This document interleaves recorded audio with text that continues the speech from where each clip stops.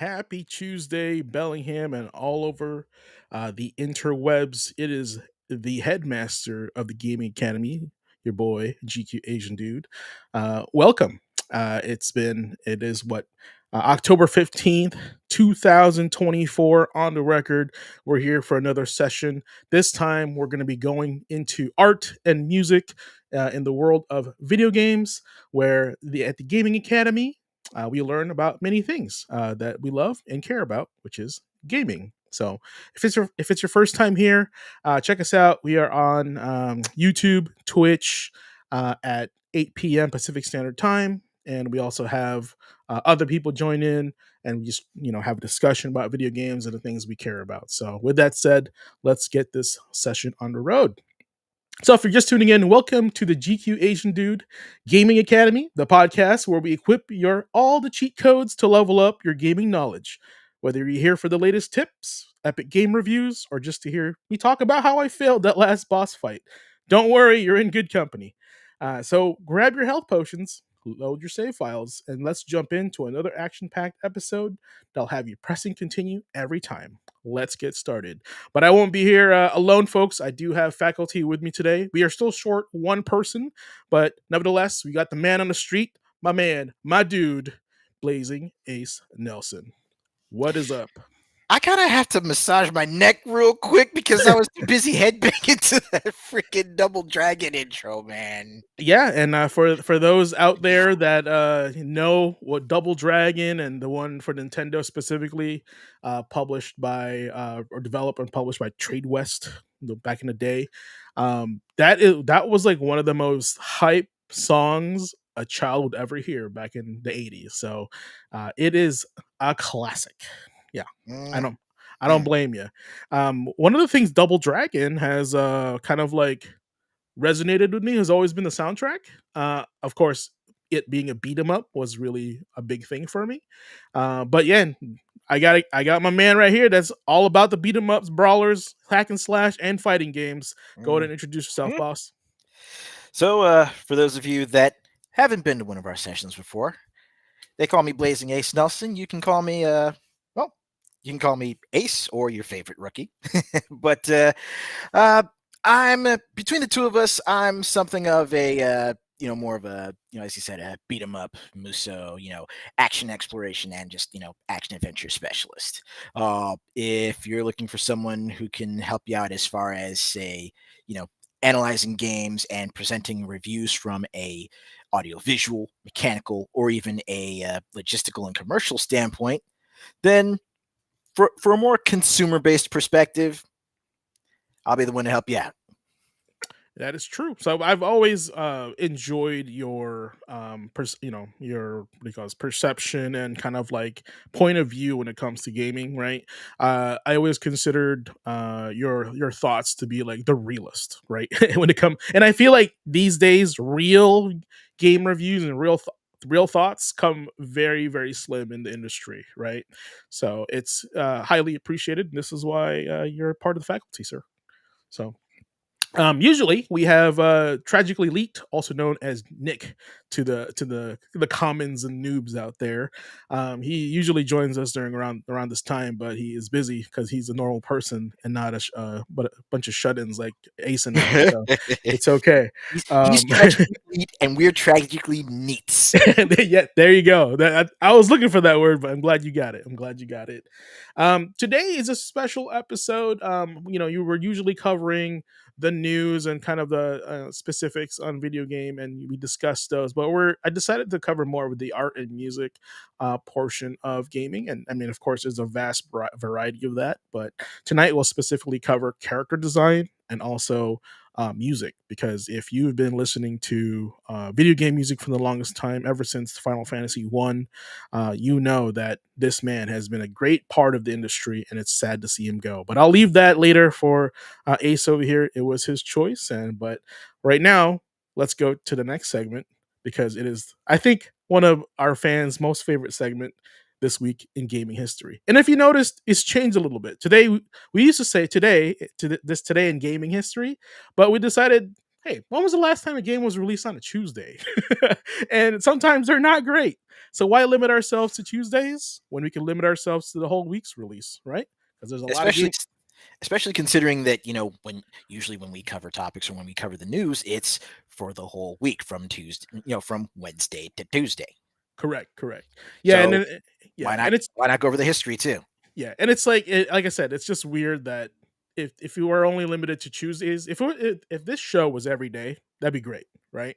But since we are only a weekly show, let's cover the week. So with that said, let's jump into our next pixelated past with this week in gaming history, where we load up some nostalgia and revisit the iconic moments that shaped the gaming world as we know it, from legendary game releases to game-changing console launches. Hint, hint, we got it all. So strap in like you're about to hit a warp pipe because this week's Blast in the Past is going to be, wait for it, legendary. So, all right, first one up is boom, boom, boom. Mega Man X for the PlayStation 2 came out yesterday in 2003, October 14, 2003. So, Ace, what you got for Mega Man X?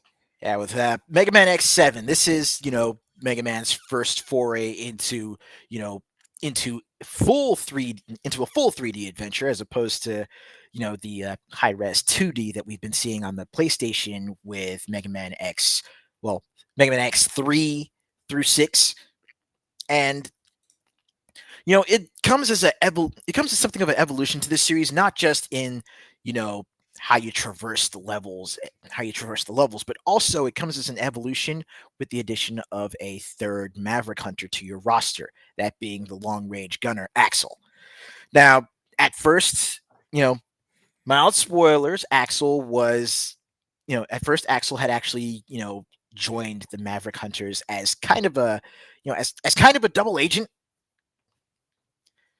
because you know the Mavericks that you face off against in X7 are actually Axel's previous colleagues, previous contemporaries, as opposed to, say, like back in the first 2 or 3 Mega Man X games, where the original Mavericks were more former hunters alongside X and Zero. Yeah, actually, I have not dabbled past X5, right? And that's really good insight. I think, see, to me, like as somebody that likes narrative in video games, right? Um, that to me is a cool selling point, right? So if I would know if I played at through 5 that it's about Reploids and the Mavericks, and X is like the bounty hunter that stops them, right? But to have that insight to say like, hey, Axel join, you're gonna join Axel, whom you're gonna be fighting his ex allies. That's funny. I think that's like another like thing to add spice to this meal. X7 actually does one more interesting sort of narrative thing in terms of just presentation, because at the start of the game you're actually playing as Zero, Ooh. who's basically helping work with Axel and coach Axel through his first couple missions as a hunter. Mm. At this Okay. point in the game, after the events of Mega Man X5 and 6, Mhm. X had actually taken a back seat. He wanted to step away from the action, because you know X has always been more of a he's always been more of a soft hand, more of a pacifist, especially compared to Zero. Yeah, yeah. Well, if you play the So game, there's a reason for right. that. So X actually takes a bit of a back seat during like the early chapters of the game, but Yeah, it does hit a point where X actually steps back into combat. that's good.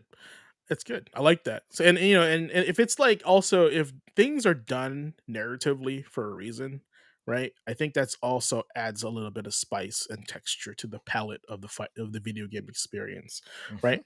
I guess what I'm getting at is I love it when there are reasons for doing certain things. And if it makes sense because it ties into the story, it ties into the design of the game, I think that's an extra little bit of detail that people don't appreciate. Um, because one, maybe they don't have any context of why they're doing it, right? And two, it's like it's attention to detail. For example, like I said, I didn't know that. And now the fact that you told me that, and I was like, wow, this game's more interesting for me to play now because I just learned about that. And I think that's why it's super important to have these, like yourself, to be able to review this from a different lens, Hmm. versus just like graphics are good, music's good, controls are good, right? Because if you've been playing this historically throughout time, I think there is some fatigue when it comes to that for sure. And at the seventh entry, you're gonna be like, it's the same game all over again, right? And usually the sales show that, because like people just get tired of it. It's the same formula. But those that are taking a break and taking a step away from that, if you guys like Mega Man X, I think would that small amount of detail kind of get you back going into the train. It does it for me, but that's just me. I don't know about you guys, so let us know in the chat. Let me know if you guys are interested in stuff like that. Okay. Another thing I want to add is in October 14, 2003, what the heck were you doing in 2003, man? I Let's reflect a little bit. That was 13 years ago, or 11 years ago, sorry. Hmm. Um Geez. I was in my 30s, first of all. And that was a whole different GQ back then. So, Let's see.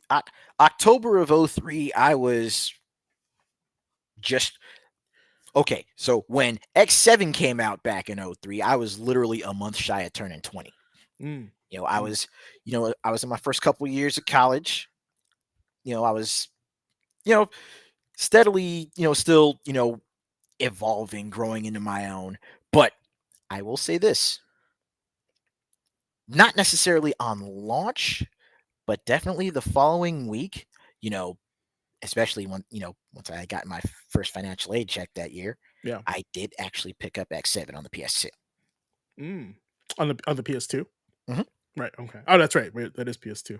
Andre's on saying he's got a little interesting tidbit saying DMC2 and X7 came out in 2003. DMC3 and X8 came out exactly a year later. Hmm. He was 8 in '03. Oh, hold on. Yeah, we're talking about '03. Oh, Lord. This is like more than it's 21 years for me. I was 21 or 22. The heck was I doing 22? I was trying to leave the city I was living in from what I remember. So 29 now, 2024. Yeah, man, isn't this crazy how these games like date you back? And if you think about it, that was only 3 gens ago, right? PS2. We're only on a PS5, Hmm. so it's not that far back. But man, there's just goes to show you how many games come out in a span of a year, and so some of the stuff kind of gets lost in the madness, right? So yeah, you were gonna add something? Oh yeah, I was just gonna say that it's interesting. It's always nice actually taking a look back at games that released at a certain date in various years because it's for a lot of people, especially for myself, it's like gaming has literally helped me timestamp my life, Hmm. Yeah, that's good. It's just like that's when I played this, kind of like that. I right? think It's like that. it's Yeah, go like ahead. I was playing this, and then you start remembering the context of what was going on in your life around that time, like It's true. January of oh my god, I want to say January of 2024, right? Mhm, That was when KOF 2000, not 2024, January of 2004. That was when KOF 2003 was coming over to the States. mhm, And the first location test was being held at it was the Regency Fun Center in SoCal. And I could tell like there is a whole adventure that me and some of my boys went on trying to get to that location test in time to be among the first to get our hands on KOF 2003. Was there only one machine? Yes, Oh, I bet you there that was only one machine. arcade was so packed. That place was popping. Yeah, I can only imagine. I see those were the days, and I hate saying that because it just makes me sound dated and old. I mean, I am dated and old, but it just it was an experience to be had, right? You gather your crew. We're gonna go on an expedition. This is our mission. Right. I would say in 2003, my quests around that time was looking for specific arcade machines. Um, as you may all know, DDR is really popular during that time, but I was looking for the guitar and drum versions of DDR. They were called Guitar Freaks and Drum Mania. And these were Mhm. games released by Konami in Japan. And I lived very close to the Canadian border towards Vancouver. And that's where Bellingham is, guys. If you guys don't know, pretty close there. I lived in a little small town called Blaine, and I used to cross the border searching for those arcade machines because their arcades were they had like straight arcade machines from Japan and Canada, right? They were more into their arcade scene than the Washington State was. So I was always over there in the weekends, like looking at like where's the next area, and we were always like we would, and there was no real internet back then, really. So we would look up like arcades, and then we'd look up if we hit up every arcade that we found in the city and see if they had those machines. So it was always an adventure for that kind of stuff, and I feel like that's part of like gaming culture that we really like don't go back to anymore because everything is so accessible. That would actually be a good topic for a future session. Oh Not yeah, necessarily the games directly, but the social interactions and the social experiences in the periphery. the culture, yeah. I know, and I Culture. know Nick wanted to talk about that too because he's a big LAN guy, right? That's where he grew up. He grew up on the 360 and and regular Xbox, and they had a LAN parties with that. I also have experienced that. I grew up with PlanetSide and Counter Strike, right? So Mhm. I know all about that. I mean, it's past the I guess it doesn't matter anymore. But I used to try to install Counter Strike in every computer in the computer lab. So he's like secretly. Dude, dude, that that was me installing ZS and ES and Bleem. Bleem. You Wow. remember Bleem, right? Wow. Holy That was smokes. me with my computer lab. Every single machine in that room had those emulators, and I would show up with I would legit show up with I had a 100 meg zip disk Oh man. At that time that with was the bomb. all my favorite Super NES games ready to just throw down on the ZS Yeah. NES, man. If you're out there, you were trying to figure out what a zip disk is, look it up. It was the bomb thing way back in the day.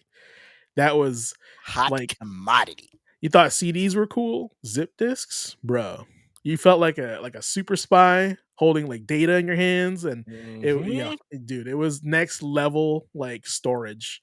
You know, cool factor was next level for that, in my opinion. In my opinion, Andre says, "Oh man, you guys are taking me back. It's all good, man. That's where we're here. We're gonna take you back to the past to remember the games that don't suck ass." So, speaking of games that suck ass, and going back way back in time, I'll let my main man Ace talk about this next one because Oh boy, brother, October 15, 1992, Night Trap for the brother. Sega CD came out. Now, if you guys are watching, if has anybody played Night Trap or ever heard of Night Trap? So, Ace, I'll let you take the floor, sir. Man, if if Mortal Kombat wasn't the game that got folks to show up and say, "Hey, wait a minute, maybe we should do something about, ratings and making sure kids don't play some of this," then Night Trap would have been it. Like Night Trap was definitely it. like if you were looking for a game that that could best be described as, you know, cheesy 80s, cheesy unrestricted 80s horror that was so over the top that in some instances you couldn't help but laugh, but you also definitely don't want to be playing this, hanging out over at your friend's place playing this one night and your parents or their parents walk in the room because somebody is getting grounded. I'm telling you, this was like the equivalent of watching like the Bordello of Blood, right? But Right. like for video games, like, and also, guys, you got to look at the data on this thing. 1992. Right. This is like You stay up way too late when you're supposed to be trying to go to sleep while hanging out at your grandma's place. You turn on the TV, you go to Cinemax, and fucking David Duchovny on the screen, some silk stocking shit. Yep, yep. And look, if you look at this cover art, it one of the features selling points of this game is hour and a half of real video. Yes, So this was also one of the first among the first games that included full motion video. yeah, and this is why this game is super important in gaming history, because this was one of those games that was taking it in a different direction, and it was like, I've never got to play a movie before. If you thought Metal Gear Solid was that this game is like a movie. No, Night Trap was that game before Right. Metal Gear Solid. That's how they thought back in 1992. Now, the other question I can pose for you, Chad, is when you look at the cover art of this game, what kind of game do you think it is? In the upper left hand corner, we see the guys from Delta Force over there, right? Nonstop action. It has the Night Trap kind of like marquee that shows you like the monster flick look, Like we right? see we see Tropic Thunder before it was Tropic Thunder up there in the upper left. Yeah, and I know, Andre, you play Black Ops. That guy in the middle, kind of looking like what's his face from Black Ops 5. So, that's kind of the guy there. And of course, the big thing on this one was like scantily clad women being chased by monsters. Now, I read somewhere before they chose the cultish character bad guys, right? They wanted them to be vampires, but they thought that was too much. But you gotta keep in mind, um, video games back in 1992 was always seen as designed for children, right? You got Nintendo, you got Sonic, you got Mario, then you got Night Trap. Oh boy, that's gonna Right? go well with your parents. Right? And You what? got all these games that are like bright and vibrant, colorful, mascot games. Hmm.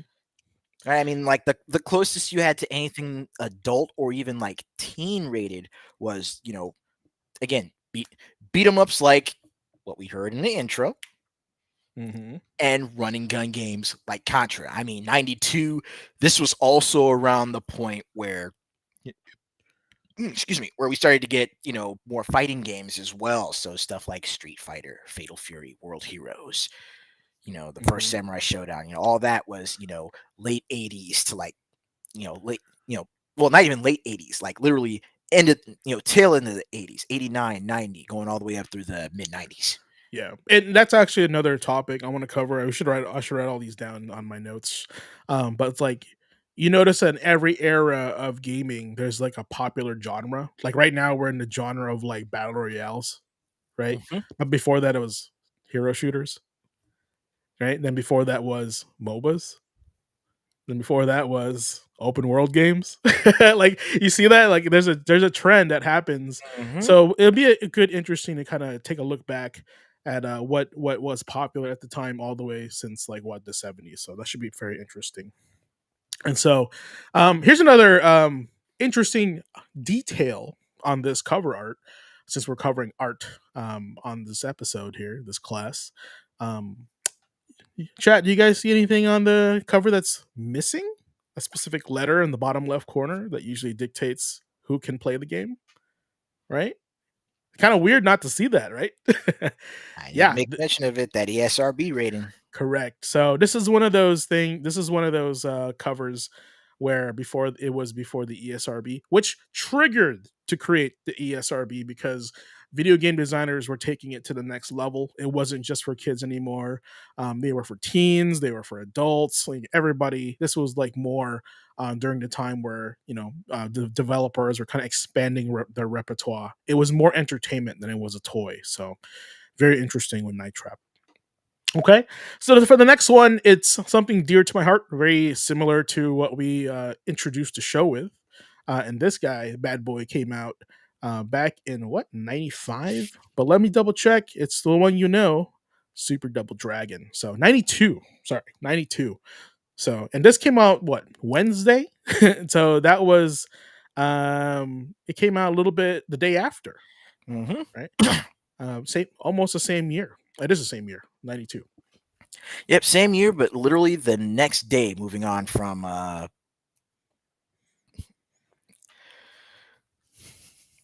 what you call it, moving on from that first one. But yeah, Super Double Dragon was another. Yeah, moving on from what you call it. Wait, no, X7 was 2004. What am I talking about? Same Night Trap, same same day, same year, next day as Night Night Trap. Trap. Yeah. Excuse me. Okay. See, It wasn't intended that it was meant for the same year, but kind of a good contrast to the last game. So kind of going back to the arcade roots, and that was kind of like my preference of choice when it came to video games back as a kid. Is like going to the arcade and going, "This game is sick. Can I get this on my console?" Right?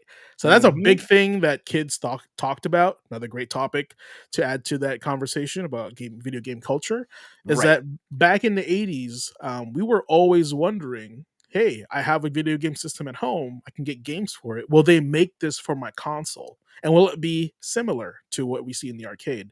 Now, to my understanding, Super Double Dragon never came out on arcade. It was exclusively for the Super Nintendo. Hence the Super logo before that. right, Yeah. right. That was console exclusive, but Super Double Dragon was pretty much designed and intended to be something of a well, it was a reboot. It was a remake of the first game. Oh, was that the intention to reboot hmm it? Yep, Oh, just did not know yep. that. Super Double Dragon, just like with Super Double Dragon was a reboot, Yeah. much like Super Castlevania 4 was a reboot or a retelling of Mm. the original Castlevania. Okay, okay. I like that. See, good insight. Good insight. Now, Andre said cover art sold you on the game. Absolutely it Bingo. did. Absolutely it did. That's all you had. It man, once again being dated. That era was an era where if you found a video game review on TV, you'd lose your mind. It was so rare to see that because hmm you guys got to think about this. Video games weren't really that welcome in the mainstream media or under mainstream culture in general, right? People were still kind of think about the 80s, right? People were still kind of going outside, doing their thing. You're kind of a weirdo shut in that had no that you didn't do anything if you played video games, right? You weren't really the most popular kid at school if you had video games, right? There were still it was still kind of like um what do you call it? It's like exclusively designed for the nerdy weird kids that nobody talked to because this is what they did, I just happen to like video games in general, and I don't think any of my friends thought I was a weird one. I hung out with the weird kids because we had stuff to talk about, right? Exactly. So, but like it wasn't really the cool thing to do as a kid still, like and during that time. So, um yeah, the dragon logo and MK, yeah, for sure. And to me, Super Double Dragon specifically always had a special place in my heart because one, it was a beat 'em up. Two, I liked the design of like the twin brothers and one player, of course, following the formula of player one is blue, player two is red. Contra did the same thing, right? So it's like those small design changes is not a lot, but like you can tell it's a different character, right? Mario and Luigi color palette swap, right? These guys in the game color palette swap. Jimmy has blonde hair and Billy has brunette hair, which is funny because in the series it doesn't really stay that way. It rotates. It changes. hmm I did watch what's his face Matt McMuscle's video on Double Dragon, right? And that exposed a lot of like, wow, I never really knew that there were so many Double Dragon games. Too many, if anything, too many. And there's a great history about it that he covers. So check that out with Matt McMuscles. But as far as Double Dragon, I definitely bought this with my what do you call this my allowance money. I was like, Dad, I want to get Super Double Dragon. I love Double Dragon. And man, Super Nintendo games when you're in that time, the 92? I feel like this game was at least $60. Like, you know, that's like $100 now. That's crazy. Well, you know what? Why not? Why not take a look? Let's Yeah. see While you're here. doing that, I'd like to talk a little bit about this cover art, just because we're in the art kind of section of the show here. So, you got the Mad Max influenced design of the characters, which is post apocalyptic, metal kind of like Mad Gear gangs in the future, like seen in Final Fight, right? The Warriors, right? That's another one. But then you have like a little bit of like Chinese martial arts like influenced in there. Like you see the guy on the left side here, looking like one of the guys from Big Trouble in Little China, right? So Hmm. it was a good combination. And so some could argue now that, hey, these games are appropriating certain cultures. I say nay, good sir, and they say they're appreciating those cultures. Just because like you have a combination and you combine them into something unique, right?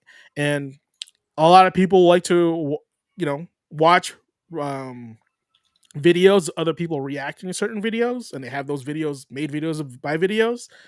Kind of the same thing. There's that. What is that term called? Where you're like you make enough modifications to it, it's not copyright, right? Kind of like that with this, and there was a lot of that. Transformative work. Yeah, transformative work, and there was a lot of that happening during this time. So Andre said, "You're thinking, damn, these two jacked up guys are kicking the crap out of each other in this Ferris wheel. Well, let me play this. You know what? That reminds me of the combat tribes. When you say it by the Ferris wheel and buff guys, just reminds me of combat Yep. tribes. So yeah, heck yeah. Fatal Fury box art for sure.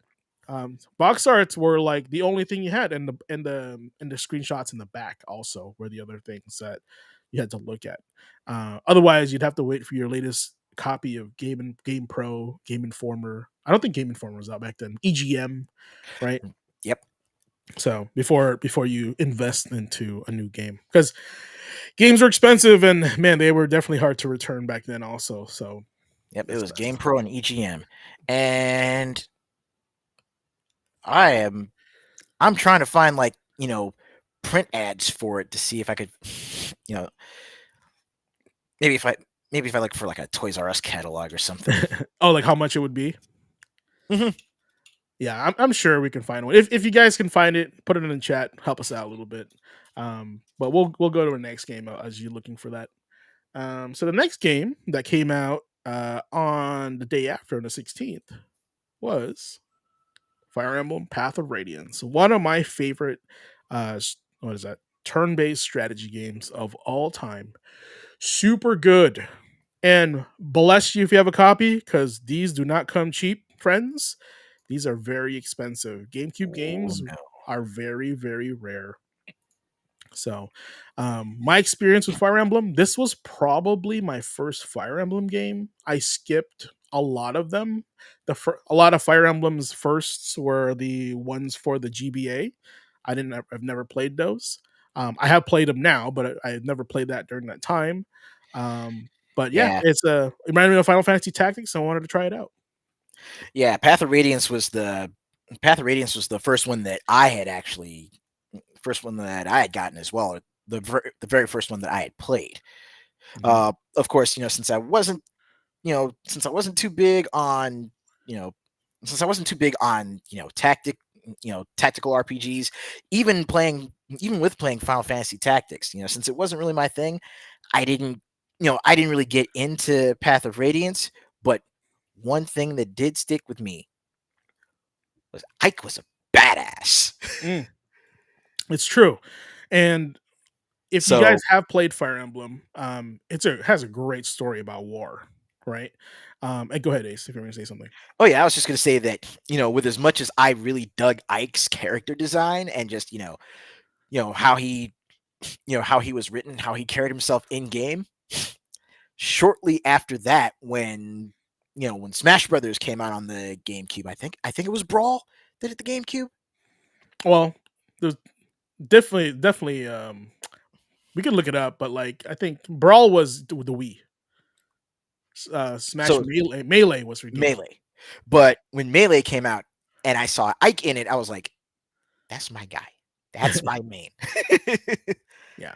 Oh well, I mean, I think Ike was the one that really sparked a lot of people's interest in the blue hair protagonists Hmm. for Fire Emblem.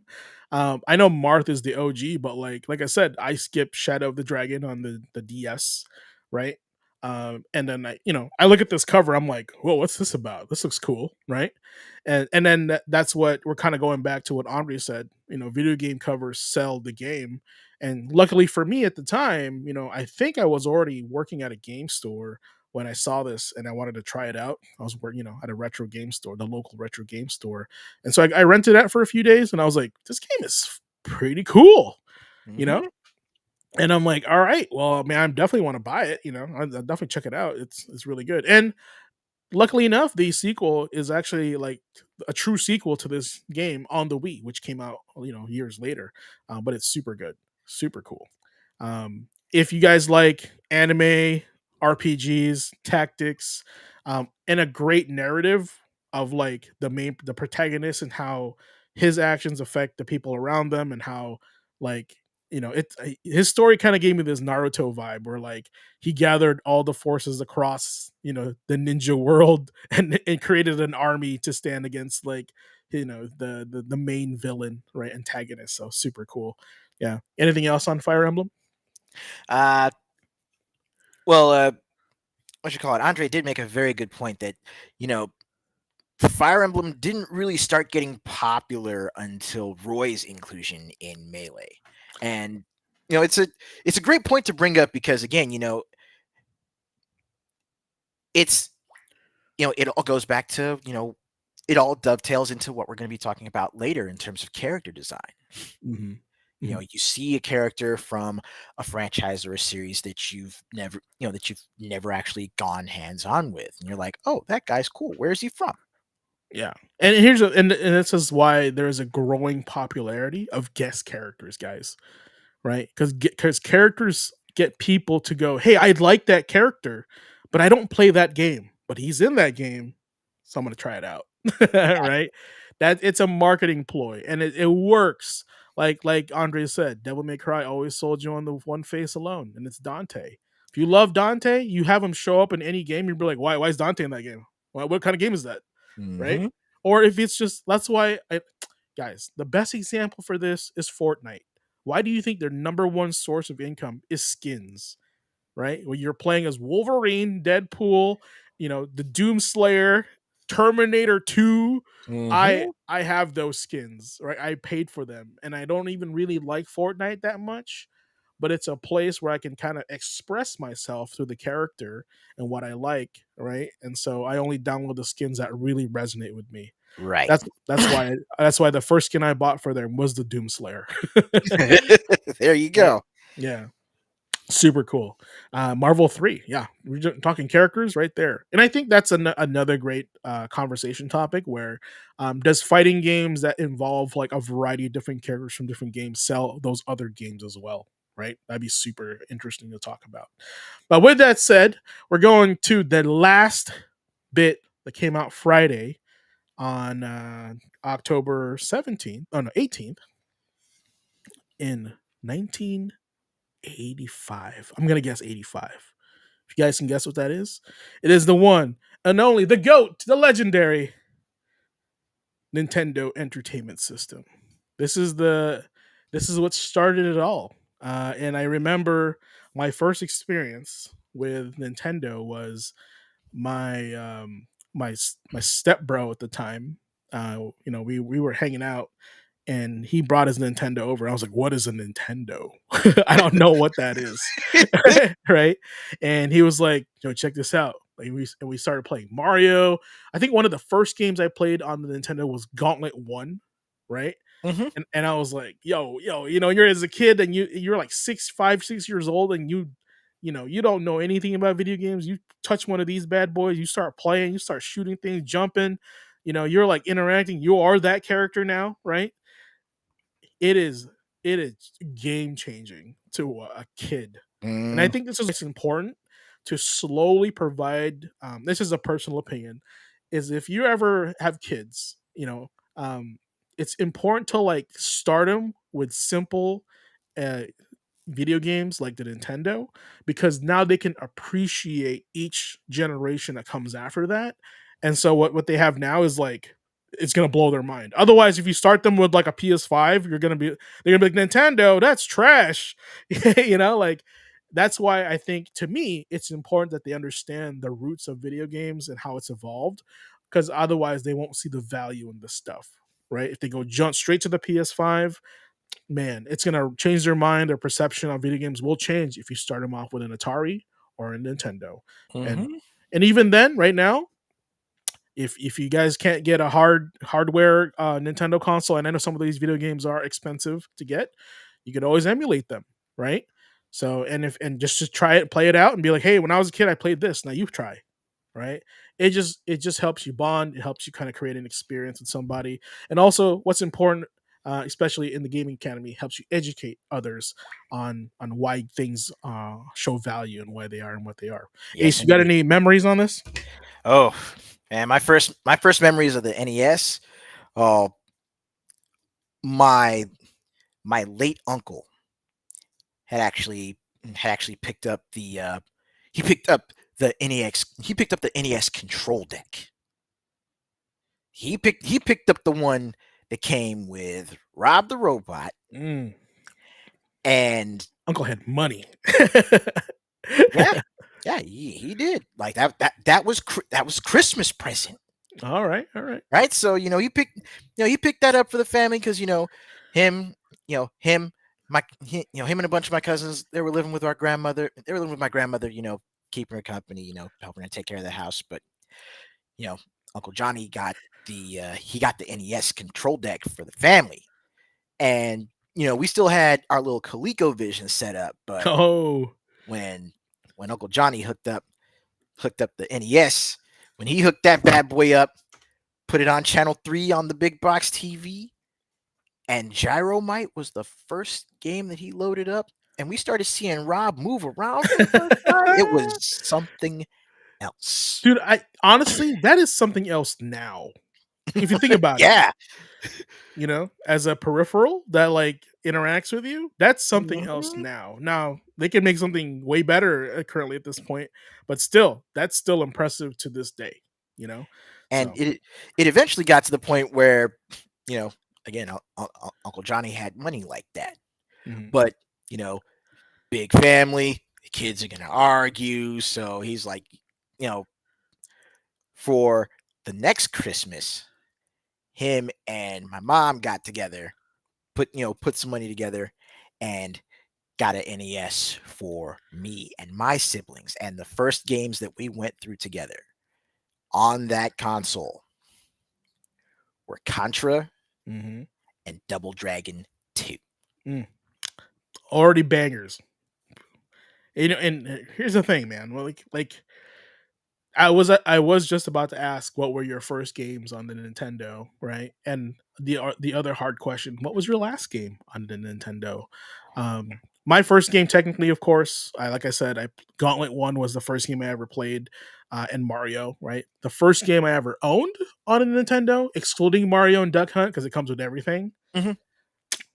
That's a tough one. I would have to say it's either Contra, just like you, right? Uh, or no, it couldn't have been Contra because I have a story to share with you guys.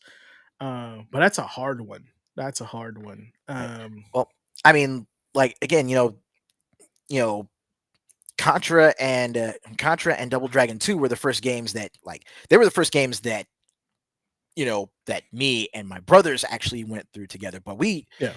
like when we first got our system and we were starting to just collect games for everybody to play. Oh, I keep telling people the ladies of the family are not to be trifled with when it comes to puzzle games. All right. My older sister would sit down on Tetris and we would get mad because we'd have to wait so long for her to get done. Mm. And hey, technically, Tetris for you out there, it's the perfect game. It's legit the perfect game. If you think And, about it. and it like the fact that recently, the fact that recently there are guys, there are cats playing through Tetris and getting that rebirth and hitting the rebirth score, Yeah, flipping that thing all the way back over. That is such a cool thing to see.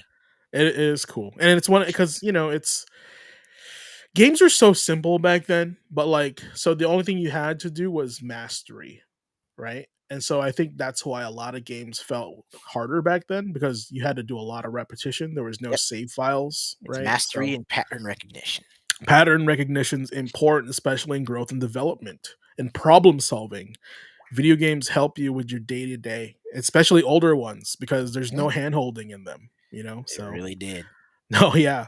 Oh, so the story goes, it's not Contra because on my birthday, don't remember which age, my dad was like, "You can only get one thing for your birthday." And he goes, "You have a choice. You can get a video game or Optimus Prime." Right? And then Optimus Oh, we're talking about Optimus Prime that has the little like cartridge in his chest that pops out, makes a little another transformer and the whole rig behind him.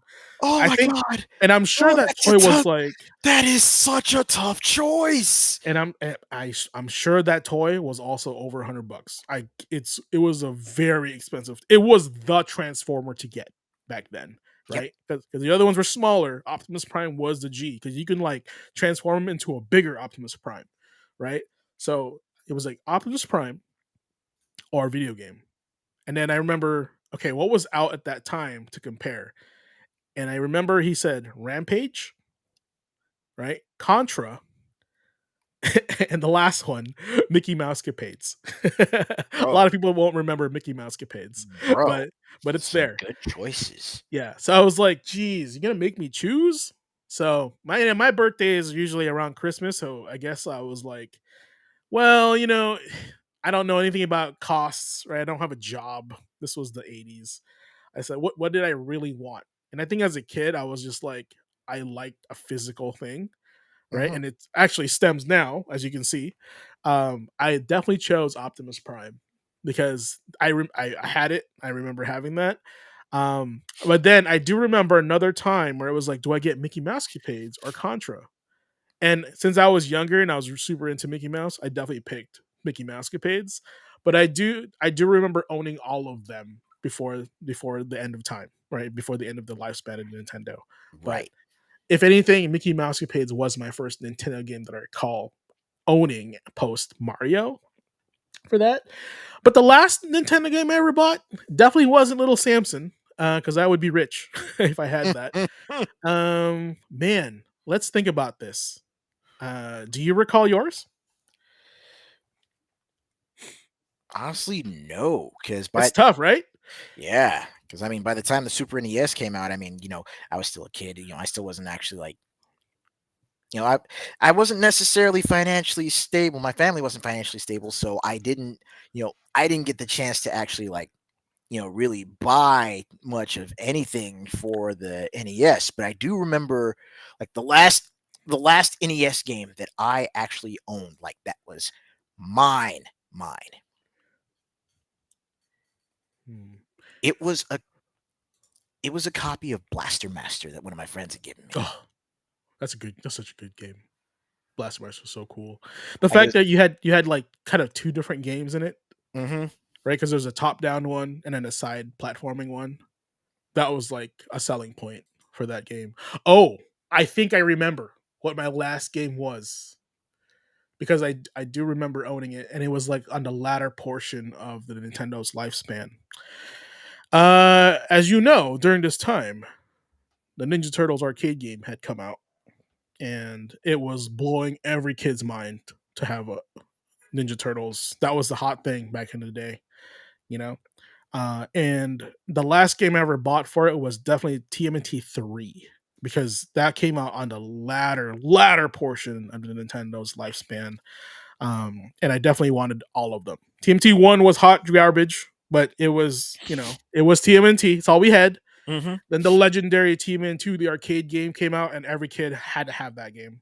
It was always rented out at the store, so I remember waiting at the rental place one day and be like, I'm gonna wait till somebody returns this. Word. Right?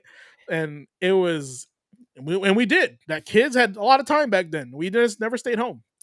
And then You know? and then came 3, the Manhattan Project. Mhm. That was the one. And that one stuck out to me because that one stuck out to me because the Turtles had special moves then. Yeah, and that was the first one that made all the turtles, aside from the first one, that made them unique, right? Because Right. two, what they were just like copies of each other, different color, right? Different Hmm. animations.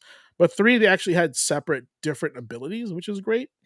So I really enjoy that one. So But yeah, if you guys in chat want to throw that in there, what are your favorite memories on the on the Nintendo Entertainment System in 1985? What were you doing in 1985? What was your favorite Nintendo game? Last Nintendo game you ever bought?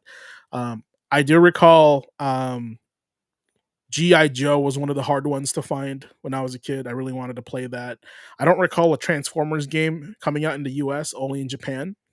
And then one of the hardest games I ever played on. Oh yeah, this was also my first time experiencing an RPG game, and this was when I first encountered the legendary Ultimate Exodus, where I was like, man, I am terrible at this game.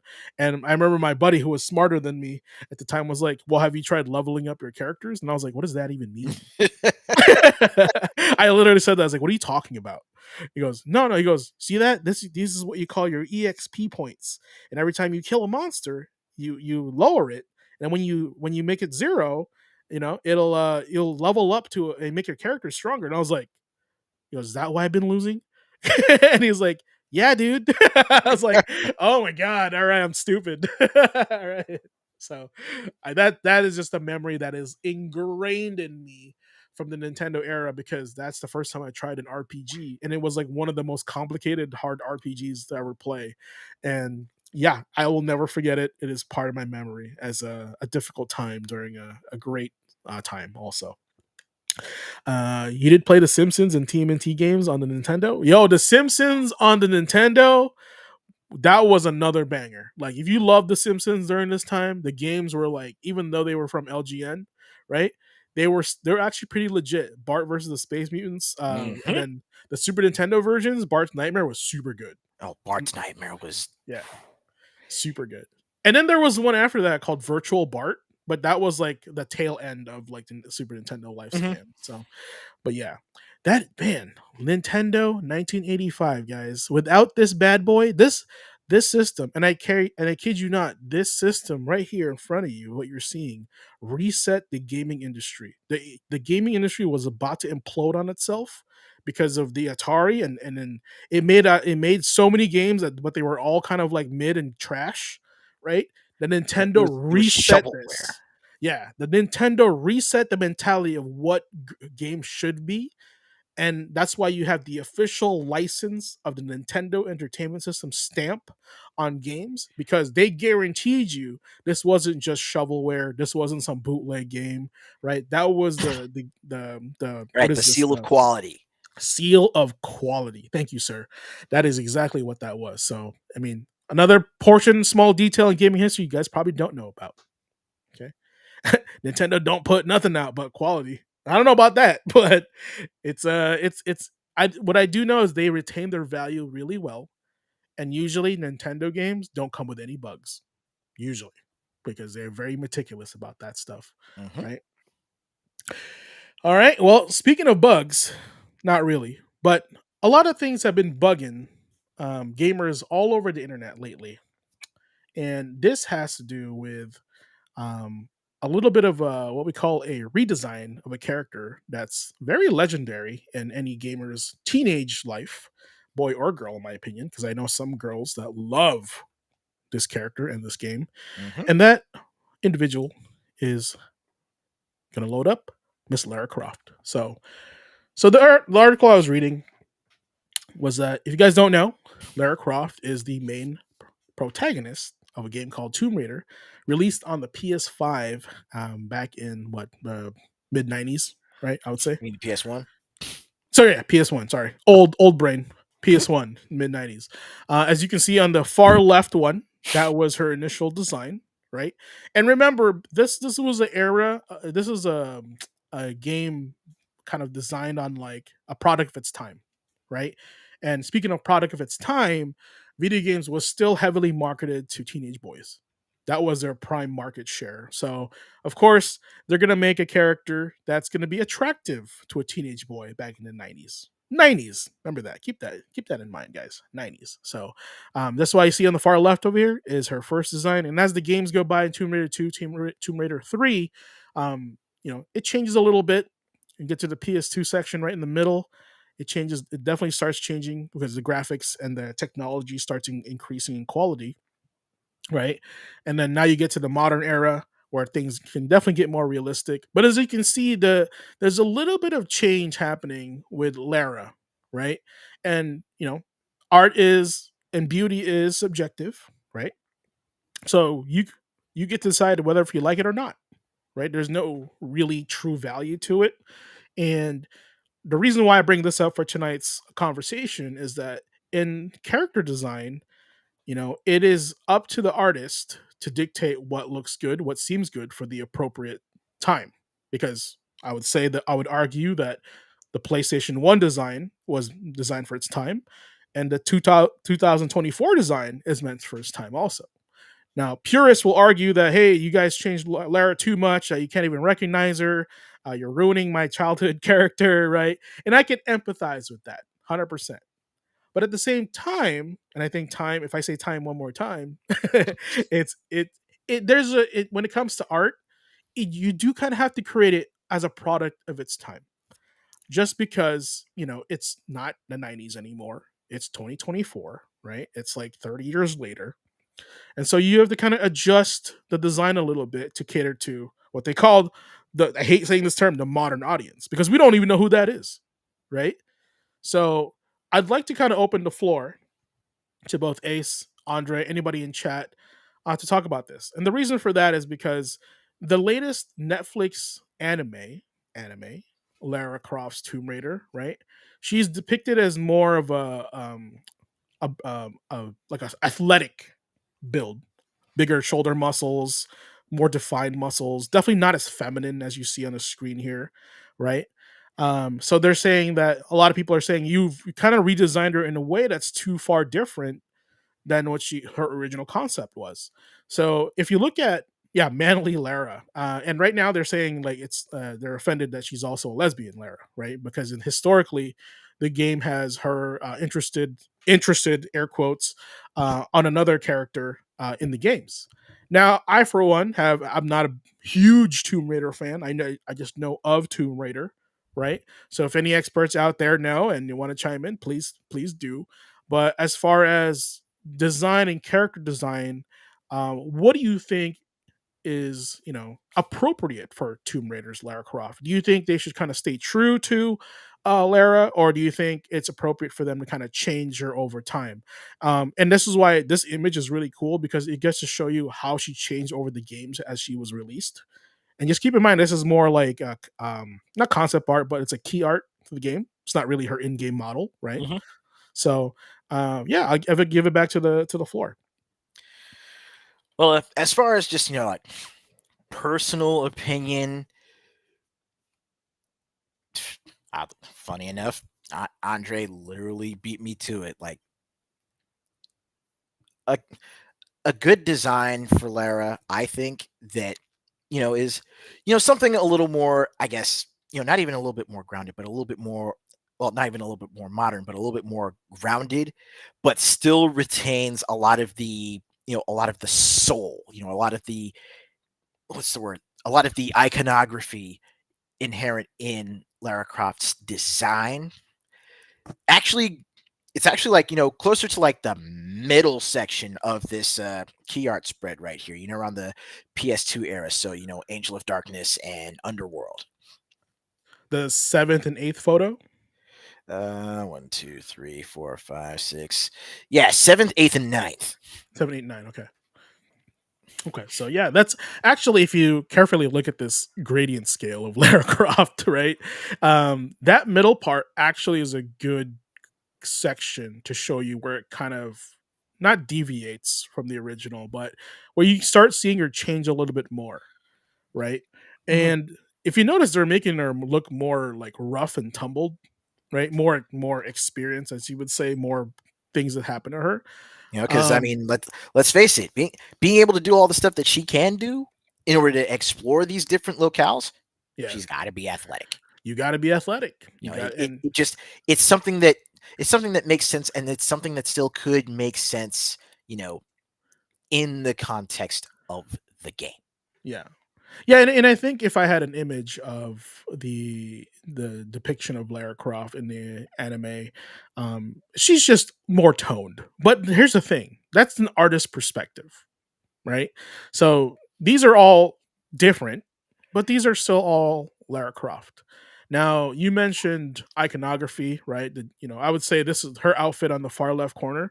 That's definitely more legendary than the second one, right? Like Right. this is how we remember her. And if you notice that our outfit kind of repeats in the eighth photo, right? Even in the what 10th, Hmm. right? Photo, and even in the like what the 12th photo, the grayscaled one, right? It's close, not the same, but even on now, she's like, I mean, she's in the winter, but like she's fully clothed in the Arctic there, which makes sense. But that's her look. That's like when we see that, we see that's hey, that's Lara Croft. When we see somebody cosplay that, we go, hey, you're wearing Lara Croft's outfit. So iconography is super important. I agree with you on that for sure. And I think what people are missing, or what I would say the average gamer is trying to say and exert their frustration, is that I remember this to be Lara Croft. But if you stray too far away from the original, well, you go, is this a new character or is this Lara Croft? And also at the same time, is there a reason why she looks like this now? Because I think we also relate as gamers as time is passing over the series of time, unless they say it's a prequel, right? So we Hmm. want to see Lara Croft evolve. Like, does she look older? Right? Does she look does something happen to her in some of the games where now she has a scar, right? Something like that. So it's stuff like that. And but one could argue like, hey, these have nothing to do, like, because in the third photo from the right, that's technically the reboot, right? So are now they using that as a starting point for Lara Croft before the Temple of Osiris, right? So that's what I mean. It's like we need an explanation for this rather than like, hey, it's for the modern audience. It's like that's not an answer. Like if Right. if a developer and designer was saying, yeah, we understand you love the original Lara Croft, but so we are rebooting the world of Lara Croft, and we're starting off with the Tomb Raider one on the PS3, right? And then we're going to be kind of using that as As their jump off point. a jump off point to design future Lara Crofts, right? And so this would help kind of make gamers understand, like, oh yeah, that's cool. That means my Lara Croft stops at this one, right? And then this new Lara Croft is for the new gamers, right? Hmm. If they had, like, I guess, I don't know, the because I know they don't want to offend people. They're thinking about like, oh, I don't want to buy it because of this, right? I think if they were just more boldened to be realistic and real and talk to gamers like they're adults, not baby them, right? That would help them in their case. But like, to just say like, no, this is the new Lara Croft, right? That No, doesn't just help us much. because I said so. Yeah, exactly. And it's like it's almost implying you guys are wrong and we are right. And nobody wants to hear that, especially from a developer. It's like, hey, we're paying our hard-earned money to buy your game. Why are you making us feel bad? Like, we buy your game. If we don't like it, you don't get paid, Right? right? It's like why make us feel bad when we're simply asking questions? Yeah. But here's the thing. As an artist, also as myself, I kind of argue with that point a little bit, because I've always thought of as art, whenever you inject money into art, you now get to lose artistic liberty and what you actually want to do. And now you're doing it for the profits, right? So now Right. you're kind of have to tailor that to what's going to sell the most, right?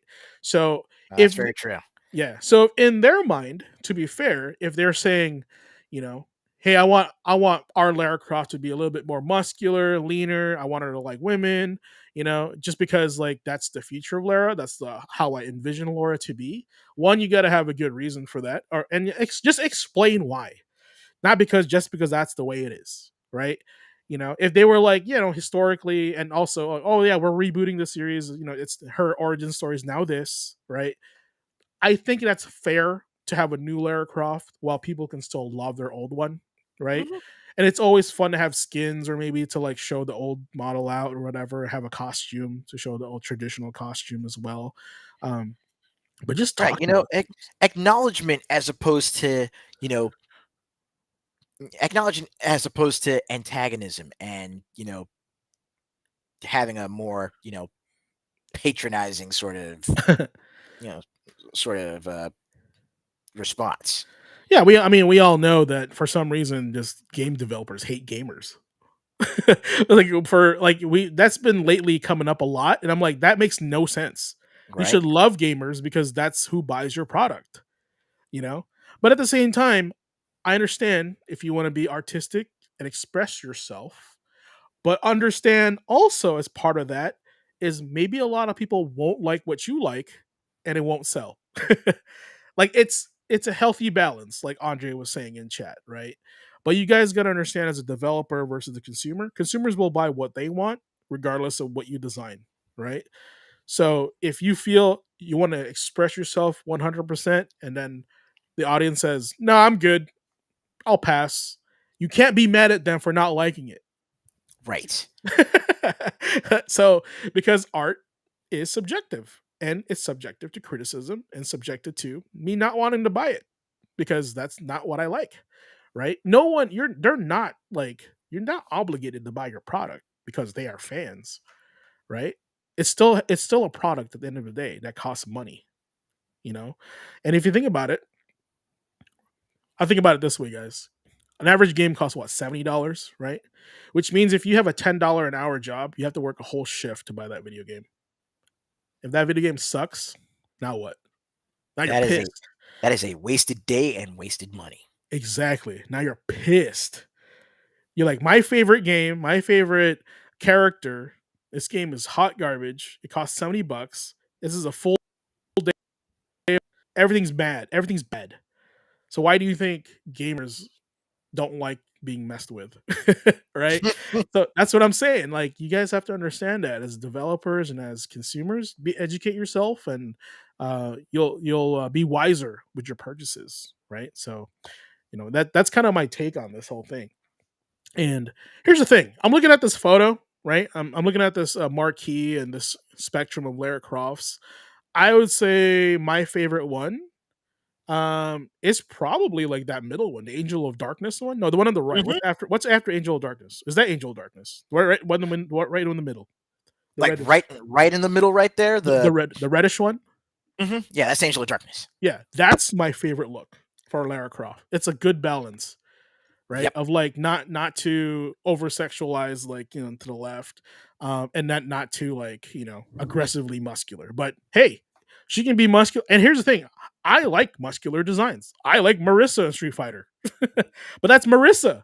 That's not Lara Croft, right? So it's like you have to kind of like balance it out, and be logical about it, So, and like I said, it's a preference. You guys can like, Arctic Lara Croft or the reboot Lara Croft. It's okay too.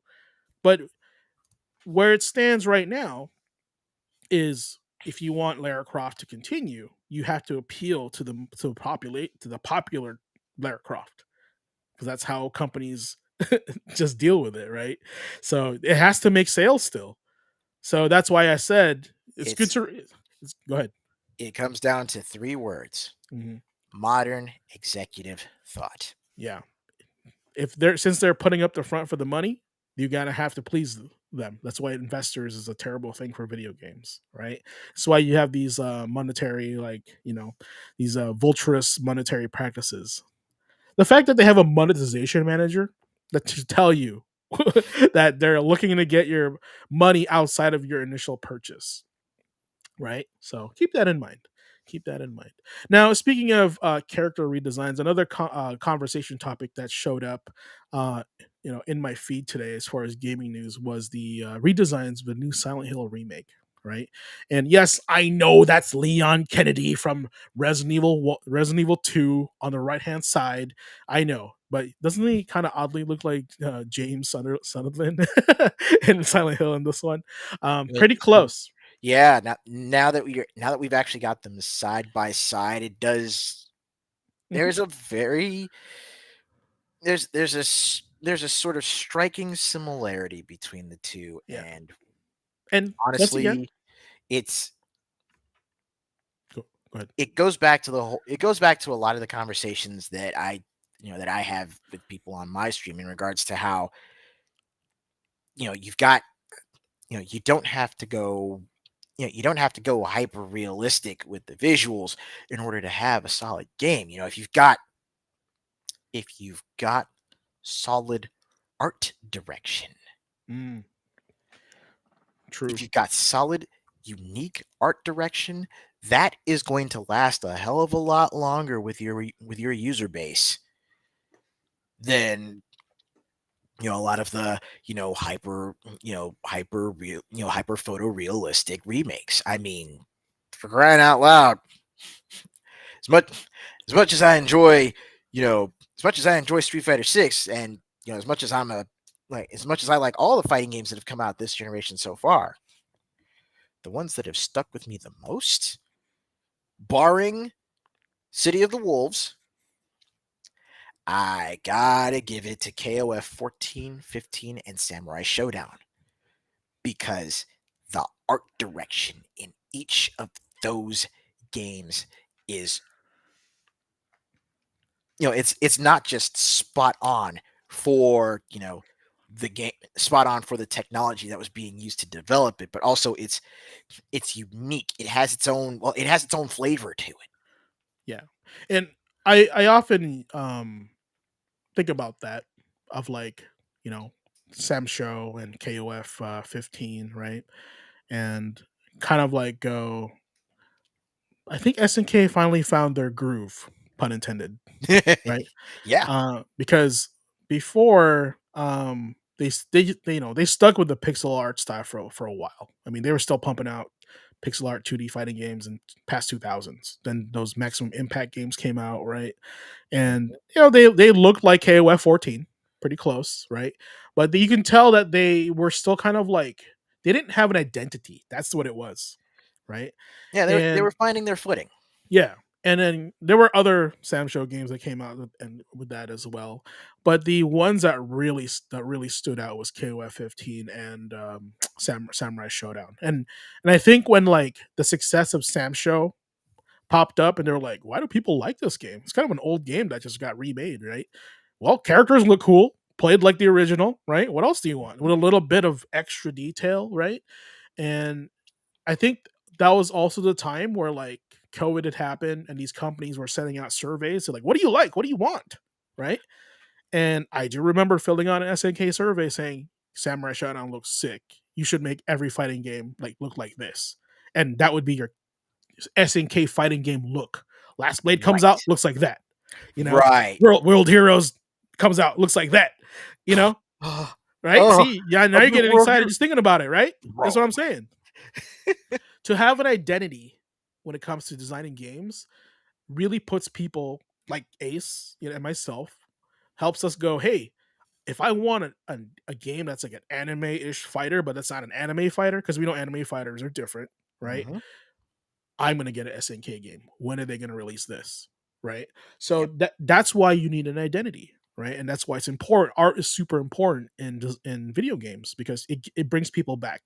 Graphics bring people back. It makes people start talking about it, right? So art's super important. Yeah, if you have anything to add, Ace, I'm gonna grab another photo here. Nah, I mean, it again, it's that identity. I mean, hell, speaking of SNK's identity, from a visual standpoint, I mean, even even though they were technically, like, even outside of Maximum Impact, even though SNK was moving into 3D with KOF, with 13, actually, Yeah. because with KOF 13, what they did was, they still did sprites, right? The game is still done, using 2D, especially high res 2D character sprites. But what they did was, for a lot of for a lot of the composition, for a lot of the movement, a lot of the stances, what they did was they actually rendered everything with 3D first, Hmm. and then basically layered and drew the sprites and frames over that. Yeah. So Man, it. they were still testing the waters. They were still breaking ground. And then in 14, when they were going, more 3D, Mhm. again, that was them, experimenting. They were still trying to find their legs. Then Sam Show hit and KOF 15 hit, and that was where they were like, right there, almost. They almost had it. They had something going. And again, Sam Show was like, this feels like an evolution of the classic SNK style. Because I mean, when I first booted up Sam Show, the first thing that I thought was, holy hell, this is what I imagined Samurai Showdown 4 looking like in 3D. Yeah. And that's key. That's integral to giving an identity, and which also affects your purchase of the game, right? Mm-hmm. Because even if you're not like a super fighting game person, the game looks cool and you like playing it, right? I think it's a purchase. And why do you think Dragon Ball Z Fighters sold so much? Because it looks like you're playing the anime. Yeah. And it doesn't take a lot for you to feel good when you're playing that game, because one, it has auto combos, and things lead to other things. If even if you're a casual fighting game player, it makes you feel like, wow, I feel like I'm playing this game. That's why modern controls is super important when it comes to the sales of a game, but it's not going to be the definition of like what's going to make you a great fighting game player. It's a good start, right? Right. So, oh man, that could be an entire topic on itself that I'll probably let you lead for that one. Um, but the big thing that I wanted to cover tonight with the character design for Silent Hill was that a lot of people are saying, I have an article pulled up here, that the redesigning of these characters from Silent Hill 2, Silent Hill 2 and '01 versus 2024, um, some are claiming it's censorship. Now, I'm curious why they say that, because what is censorship, right? It is the repressing freedom of speech, censorship. Okay, so one, contextual. What's the context here? Why did they change Ashley's design? Right? Can someone even argue that they changed Ashley's design, or was this a limitation of the technology and hardware of the time? Guys, this is what, 23 years ago. Mm. Hardware has changed since then, right? So who's for us to know that this is the actual one? The one on top was the original conceptual design for Ashley, right? And it was actually the bottom, but they were limited to the hardware, right? Or two, like, yeah, maybe they just simply just changed it because they didn't like it. They go, and then that goes with the first one. Well, we really wanted, our vision for Ashley was really the one what we saw now, but back then we were limited on the hardware, so we were only able to pull this off, Uh, right? that Howard Stark thing. I'm Mhm. limited by the technology of my time. Yep. Yeah, exactly. So it's hard to say if it's censorship. Now, I think censorship is pretty obvious. Like if something like, race swapping stuff like that. Like to me, that's like not really censorship, but like why was, I want to know the reason why all of a sudden Ashley's Asian. Like why is that, also why is that important? Right? Like when I played this game originally, race was the last thing I was thinking of. I was trying to survive Right. Silent Hill, you know? So, you know, design and like design philosophy has always intrigued me in video games, right? And lately a lot of stuff that I feel like has been added to gaming is unnecessary when it comes to representation and stuff like that. Um, Let me rephrase that. When it comes to remaking old games, right? But when you make a new game, that's great. There's no historical background for me to say, hey, this was always this way. Why did you change it? That's why I said, great. If you make something, make it original. I have no Mhm. problem with that. But if we made Leon Kennedy, you know, Asian, Like if you make something that is tethered to an already existing IP, something that's tethered to an already existing franchise, something that has history, a Mhm, track record mhm, leading up to this new product, and an established consumer base leading up to this, an established fan base leading up to this, people are going to ask, why the sudden change?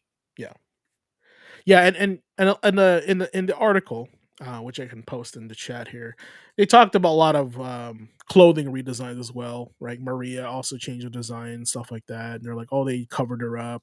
I know another design change, a heavy design change, heavy influence on design change was the new Dead Rising remaster. Right, a lot of gamers were like, hey man, like a lot of the stuff was changed from the original. Like they made that one psychopath, like they turned him into a white dude, but he was originally Asian, right? Hmm. So is it really about representation, right? It's not really. So that's why I kind of argue that a lot. So I think what they were doing is they were trying to make like they were he's a villain, so they didn't want to make an Asian guy a villain, right? But it made sense in the game because he was a guy that had PTSD from like the Korean War or something, right? So like that made sense. There was a reason for that. Larry, yeah, I think it was Larry, but I don't remember. But I knew that was a big change where they like I saw a side by side photo. I'm like, they just made him white. What the heck? That's so weird. You know. But there was a lot of like clothing cover up. A lot of the raunchy stuff in Dead Rising was kind of censored. Um, but it's like to me, censorship equates to product of its time, right? And I think like the modern audience argument is so bad, but if someone were to say, "Hey, it's a product of its time," like we're really not looking to over sexualize women and stuff like that, I would say like I would have more I wouldn't like it, but I would have more respect for them to say, "Hey, we're trying to change things up a little bit. We're not trying to focus on that, right? If anything, we made things more violent, but like we're it's not going to be as raunchy as it was before." Right. Of And there's course, when you, yeah, go ahead. but even with that, there's still the argument that can be made, especially for certain things in particular being taken out of the Dead Rising, you know, out of the remaster, that it's even though like some of the more raunchy stuff has been taken out, it's it's gameplay Yeah, that's being removed. yeah, yeah. It's If when you you know start it's it's changing the it's actual interactive content yeah, that is being removed, as opposed to just visuals being changed or modified. yeah.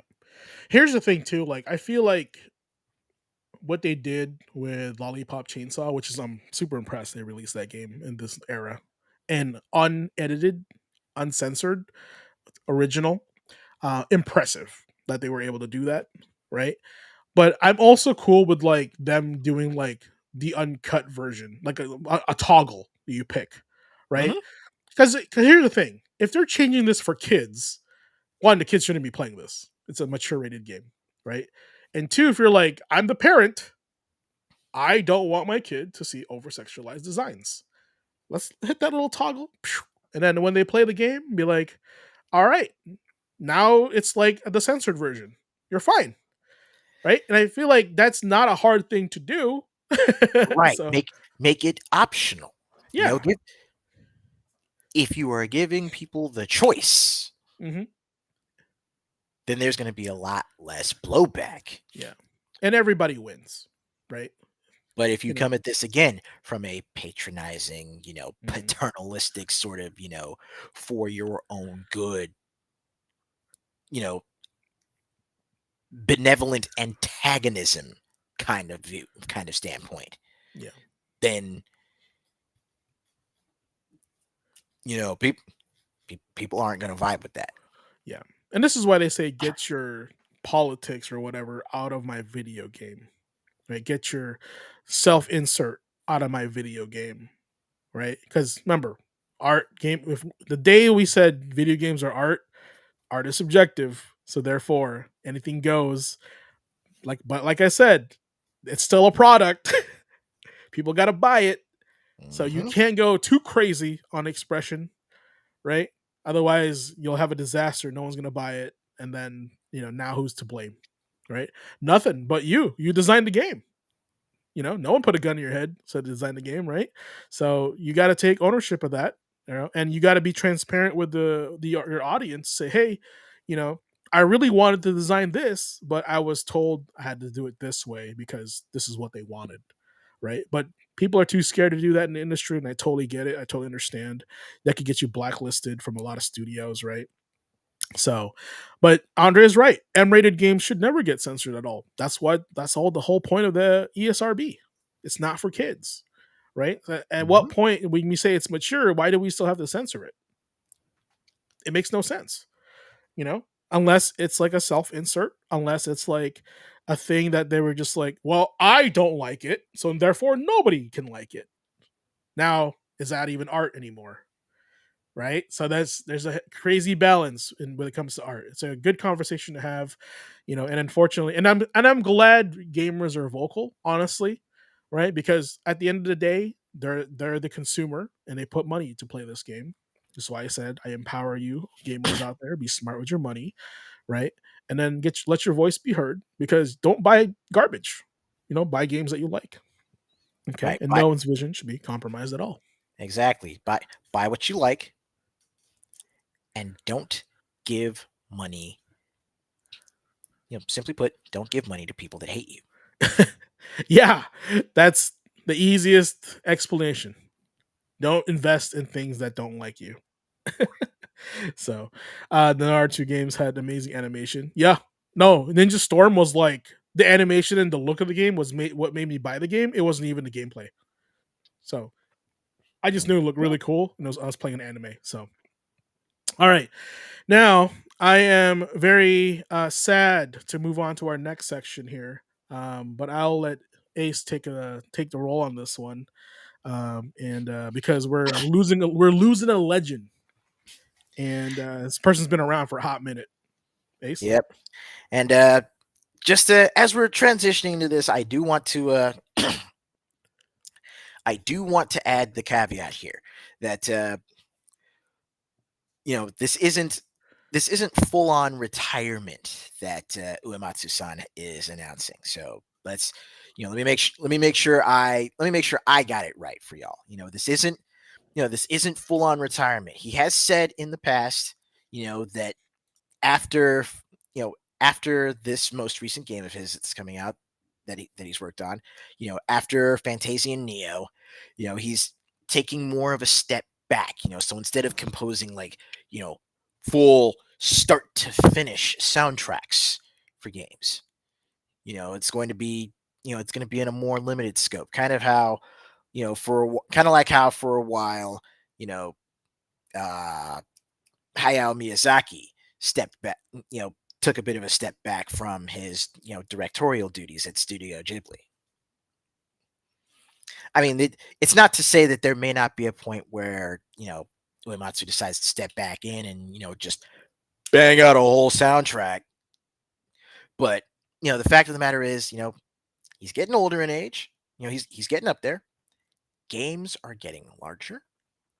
And just by that metric alone, just simple logistics, simple numbers, you know, a lot of the games that Uematsu-san works on, they're going to require more and more as far as like the track list, different leitmotifs, different overarching themes, different tracks by themselves. And it's just, he's basically saying, I think I'm done I'm not done with music, but full soundtracks, yeah, let me take a step back from that. Let me be the Busta Rhymes to video game music. Let me step in, do some special tracks, do some collabs. Take it easy as far as the volume of the work, but still maintaining the quality of the work. Hasn't Uematsu become more of a producer role in the Final Fantasy games? He has been becoming more of a producer as well. Yeah. I mean, honestly, being in charge of a soundtrack of a massive game like Final Fantasy each time, that is a epic scale of responsibility. I wouldn't want to be that guy. Honestly, that's a lot of pressure. But Needless to say, the man has earned his hammock oh man, I mean, you think of Final in the Fantasy music, streets. you think of this man, and I go to and I try to attend the live concerts Mhm. of Final Fantasy.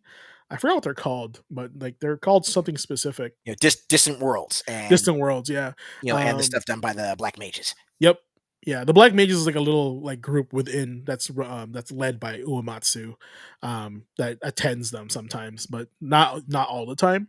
But I've been to like three of them already. Two in Seattle, no, two in Portland and one in Seattle, Mhm. right? And they're amazing. It's like, and I can tell you this, chat. There's nothing like listening to One Winged Angel live. It will. It makes you want to like rip off a spine in Mortal Kombat. It's so cool. It's so sick. Right. The And last experience I had mhm. with One Winged Angel, they pretty much tricked us. So they said, "Okay, thanks for showing up. Concert's over," right? And then you hear the click, like the lights turn off, like literally the click, lights turn off, and But then before you go, yeah, and then they don't even say that. They oh, just they just and then Sephiroth showed up on the big monitor with the flames in the background, and then they just started playing it, and everybody sat back down. Everybody started cheering. It was so sick. It's like yeah, you had to be there because I like I'm sure man, I am sure that no one had ever returned to their seats so fast up oh until my that god, dude. point. It was like the way I could explain that that moment was that like darkness, right? And then Sephiroth was like, "Hey, where you guys going? It's not over yet." Because he was the only thing on the monitor, right? And then like when the music kicked in and they started saying Sephiroth, and we're like, we got to sit down for the almighty Sephiroth. Like it was so crazy. Like it is an experience any Final Fantasy person should have. It's super worth it. Mhm. I don't And know if they play that every time, but every time I went, they did play it at the end. right. And it's like Andre is saying in the chat, it is like with Uematsu stepping back, it is it is a blessing that we have, you know, Masayoshi Soken and and Yoko Shimomura now. Yeah. Now that we've got those two, basically picking up the baton from Uematsu. Like, yeah, I would most definitely say that if there is a comparable song, if there is a comparable track in recent years, in recent Final Fantasies that would have the same sort of impact for this generation as One Winged Angel, or Mhm. perhaps the opera in 6 as those two tracks have with us, it would definitely be Find the Flame from 16. Mm. See, I haven't played 16 yet, but I know I'll probably when I play it, I'll probably be like, "This is what they're talking about." Oh my god, because I will keep my mouth shut then. yeah, because if you think about it, chat, the opera scene, One Winged Angel, happened in very key integral parts of Final Fantasy's story, right? Yes, they did. And so we have a memory and an emotion attached to those scenes and those parts, and I think that's why it resonates with us so much. So it's now if you think about that in terms of music, since it's a music and art episode, outside of the realms of like Final Fantasy, what other games do you think really kind of like resonated with you with moments and how you were feeling outside of like a story narrative? Was there some part of like NFL Blitz that you like that play this track? Like anything else, anything that's like uncommon, because I'd love to hear that. Ahem.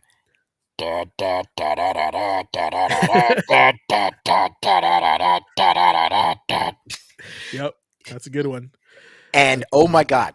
Look, I am going to need to link you to the most recent gameplay video that I saw from the demo for Dynasty Warriors Origins, especially that boss fight with Lu Bu at the end. The music, Mm.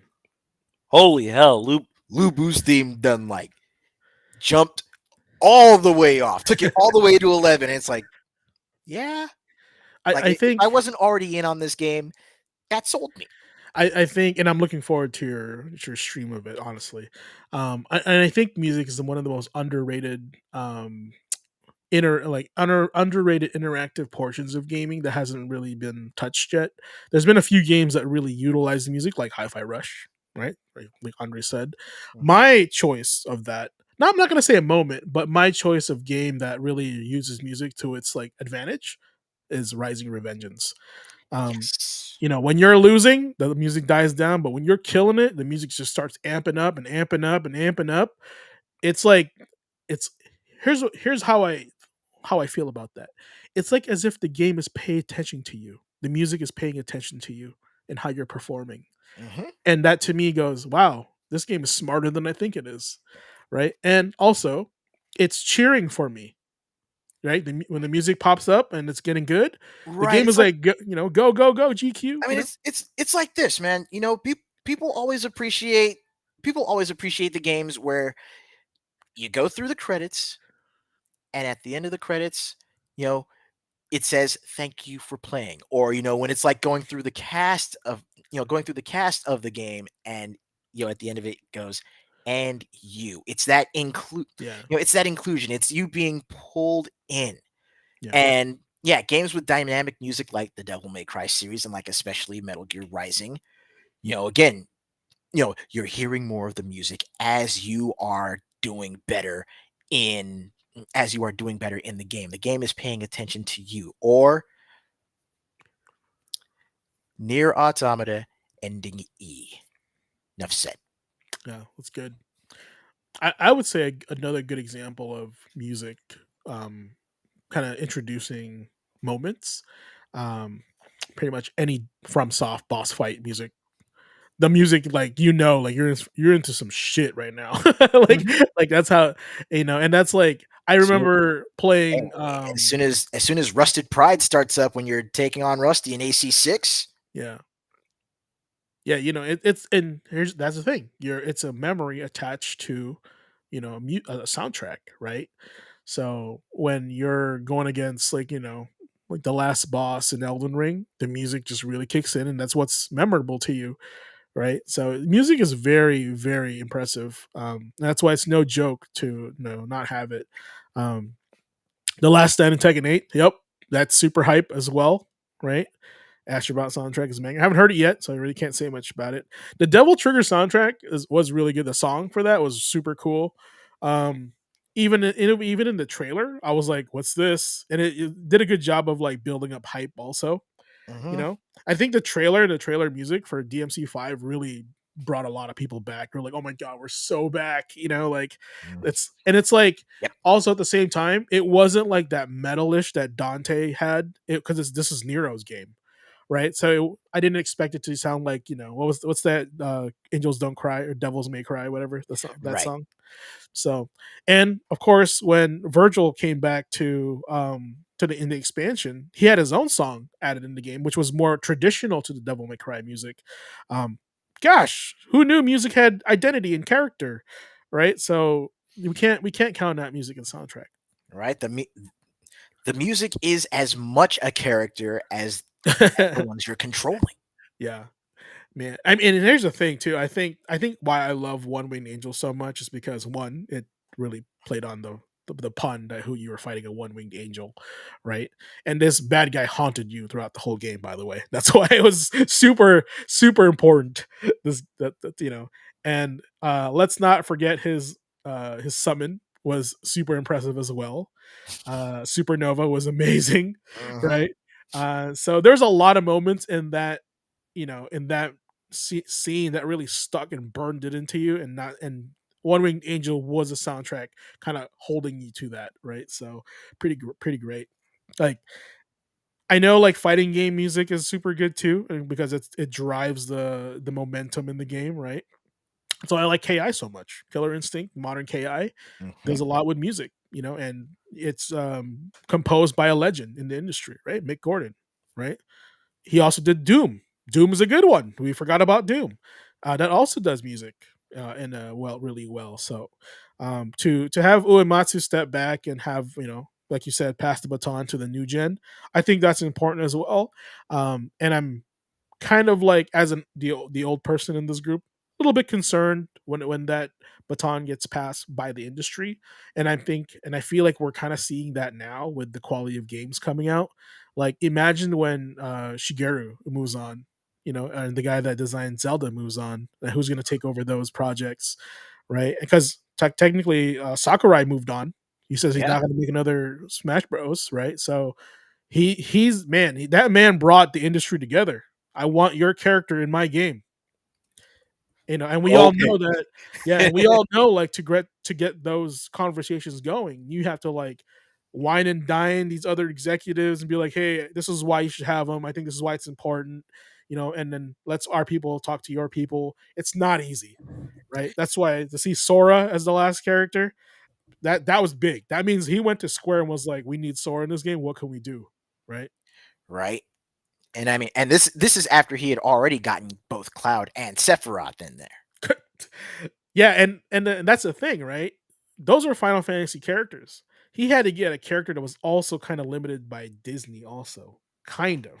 So Yeah, that's a tough one. That's a tough one. So very interesting, man. And it's scary to see what the next gen has because to me, as the old gamer, I don't think it's proven to me yet that you can replace the legendaries of the industry because right now games are being kind of like they're being honestly being milled out, pump them out as fast as possible, make as much money as possible, right? So it's a scary thought. and And and honestly, it's here's the thing. A lot of what could be considered, I guess what could be considered, the true successors to a lot of these, story developers and, you know, artists, both programming wise and audiovisual wise. Uh, a lot of what could seriously be looked at as successors to these legendary figures, you're honestly going to find them, splitting off from the AAA studios to start their own, or you'll just find them if you look in, the indie space and the double A space. yeah, and Because I'm again, it's like you okay with said, that. money, more often than not, money compromises art. Yeah, The more that is being pumped in, the more the art is being compromised. yeah, 100% agree. And I'm totally okay with like these big guys starting their own small studios and taking their time making these games as projects. They're not really looking to make a buck. They're looking to kind of like, hey, I've always had this dream to make this game, and that now I have the chance and time to make it.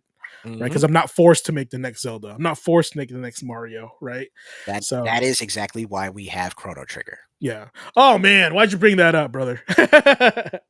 That is, I know that's been remade in the PlayStation, but that wasn't a remake. It was a port, right? Right. We need an official like Dragon Quest like remake of Chrono Trigger. It is possible. We have the technology to do it. Mhm. And I'm really, really surprised, honestly, why they haven't done it yet because they know people love that game. I think my theory, conspiracy theory, when I was during COVID, I was like, you know what? Final Fantasy VII remake's gonna happen. This was before it was announced, right? And I said, here's the reason why. Is because they know people love Final Fantasy VII. It hasn't been done yet. We have the technology, right? Right.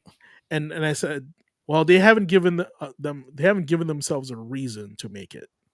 And I said, and I was thinking, and I was telling this to my friends at the time, oh, they'll do it because they'll see that they're struggling so hard, right? That they'll go back to their roots. Remember that Final Fantasy was called Final Fantasy because their studio was going to shut down, and then that's why it's called Final Fantasy. It was the last game they're going to make. Yep. Now, In case of emergency, yep, break glass. I was literally joking. There's a big red button at Square Enix that says "In case of emergency, break glass," and it says Final Fantasy VII Remake on it, right? And so I go, and then when that trailer dropped, I was like, "My fucking god! They pressed the button! Yep. Holy shit! They did They it! pressed the button. They They broke pressed the the button!" glass. Yeah, I was like shocked, amazed. I had so much emotion behind that reveal because it was like one, I was like, oh my god, I knew they would do it. I knew it was there. Clearly, they've been thinking about it. Like they are listening to us, right? So, with that said, I'm gonna say Chrono Trigger is their next button, and so let's finish Rebirth. Let's finish the Final Fantasy remakes, right? And whatever projects they have next, they're gonna reassess how it's coming along. And I think Chrono Trigger may be their next Final Fantasy VII remake. Honestly, Now, here's my thing. Let's consider how Square Enix, changed up the formula for Final Fantasy VII in the remake. Making it more of a making it more of a action oriented game, but still having options to where you can make it more turn based, right? Yeah. Now, as much as I have been clamoring for remakes of Chrono Trigger and another one of my old favorites, Skies of Arcadia, That's I'm another gonna good tell one. I'm gonna tell you this. Technically, we already have ourselves a Chrono Trigger remake. Technically, we already have ourselves a Skies of Arcadia remake. We at the very least have a game that has the foundation. The skeleton is there. And hell, if the developers of this particular game were tapped by Square Enix to remake Chrono Trigger, it would be a shoo-in. I am speaking of Grand Blue Fantasy Relink. That is true. That is facts, sir. I never really put the two and two together, but yeah, you're right.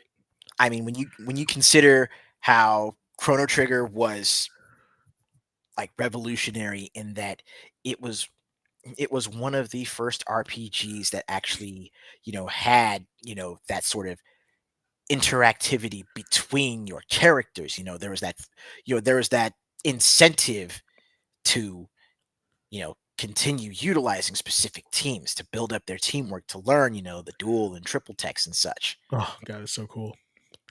And again, just the vibrant locales and character designs, courtesy of course, the late great Akira Toriyama.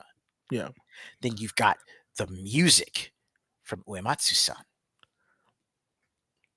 It's like the dream team of like video game design, you know? Mhm. The literal dream team. And then take into account this particular fact.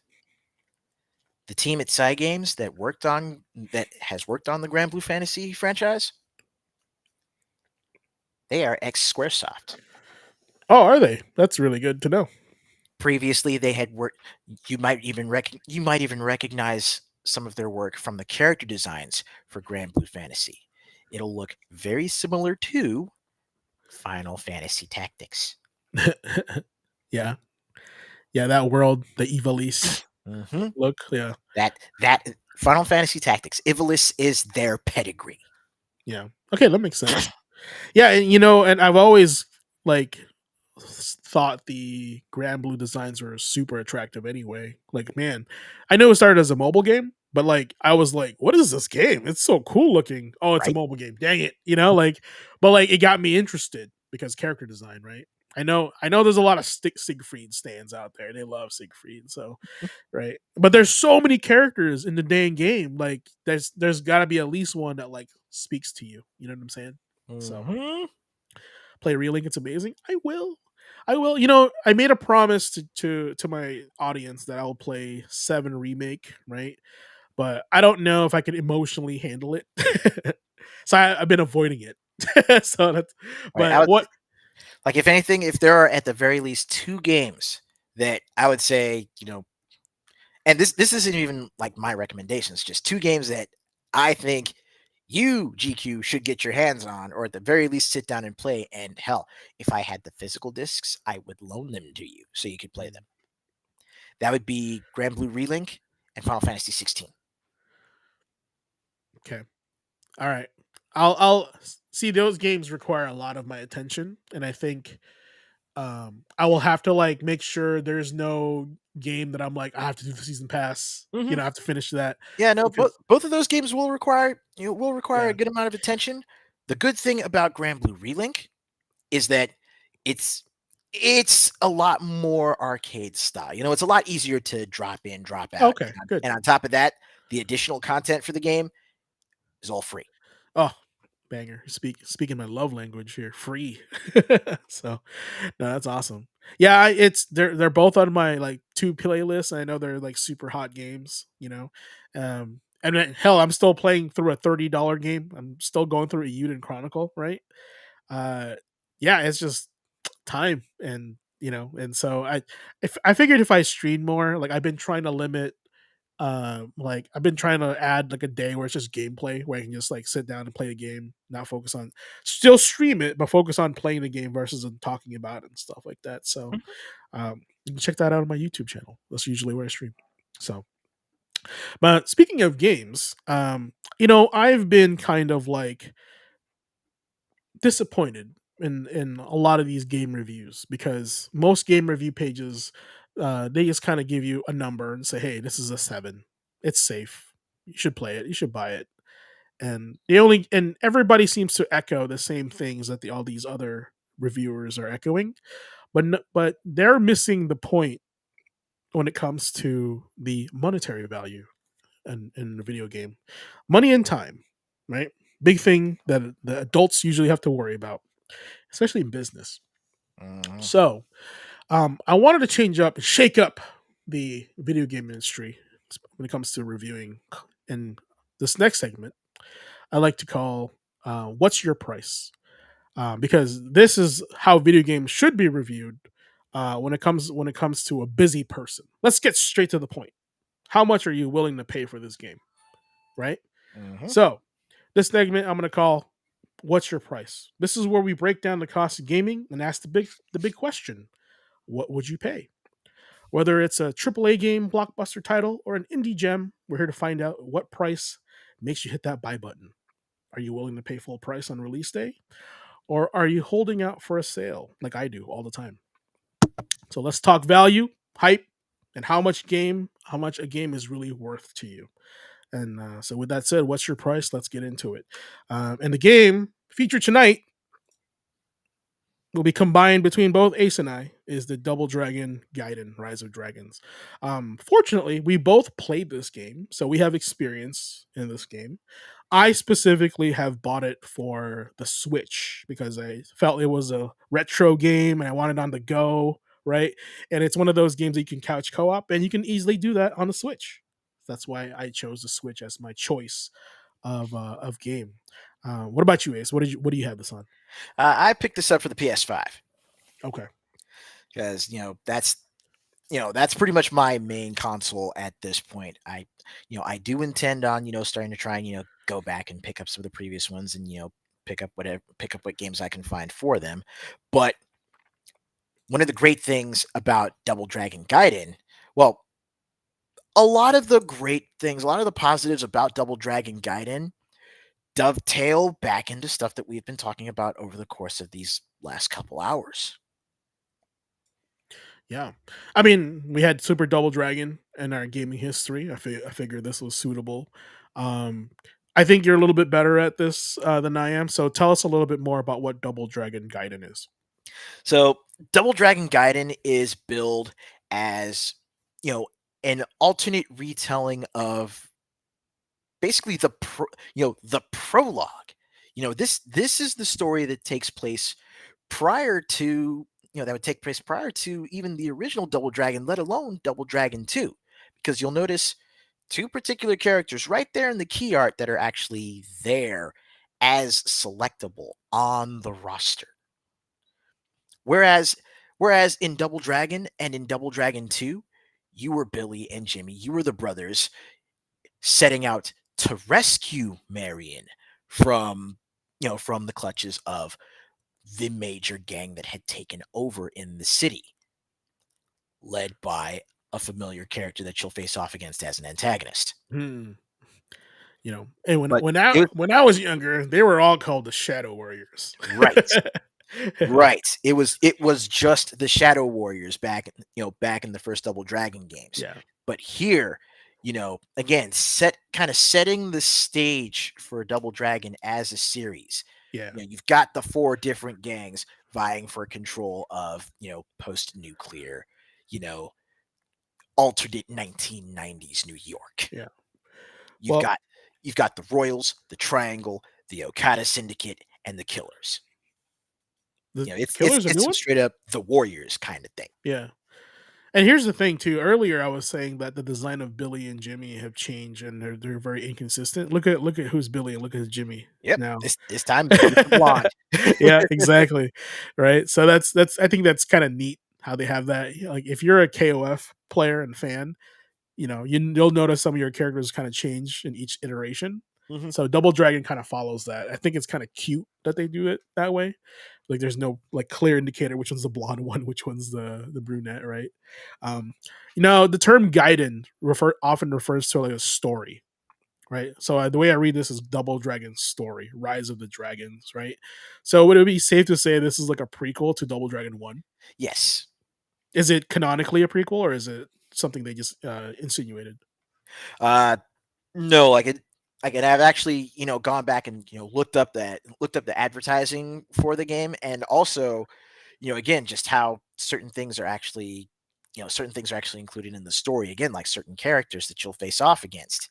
It's very heavily implied that that although it is like an alternate retelling, this is Yeah, still very much canonically, you know, this is early in the Double Dragon timeline. This is, at the start, yeah, Master Lee has just recently gone missing. So the brothers are still, the brothers are, on their own, but not quite, because you've got Uncle Mateen in the background who's back there, watching over the boys while they still train, and also running his little auto shop.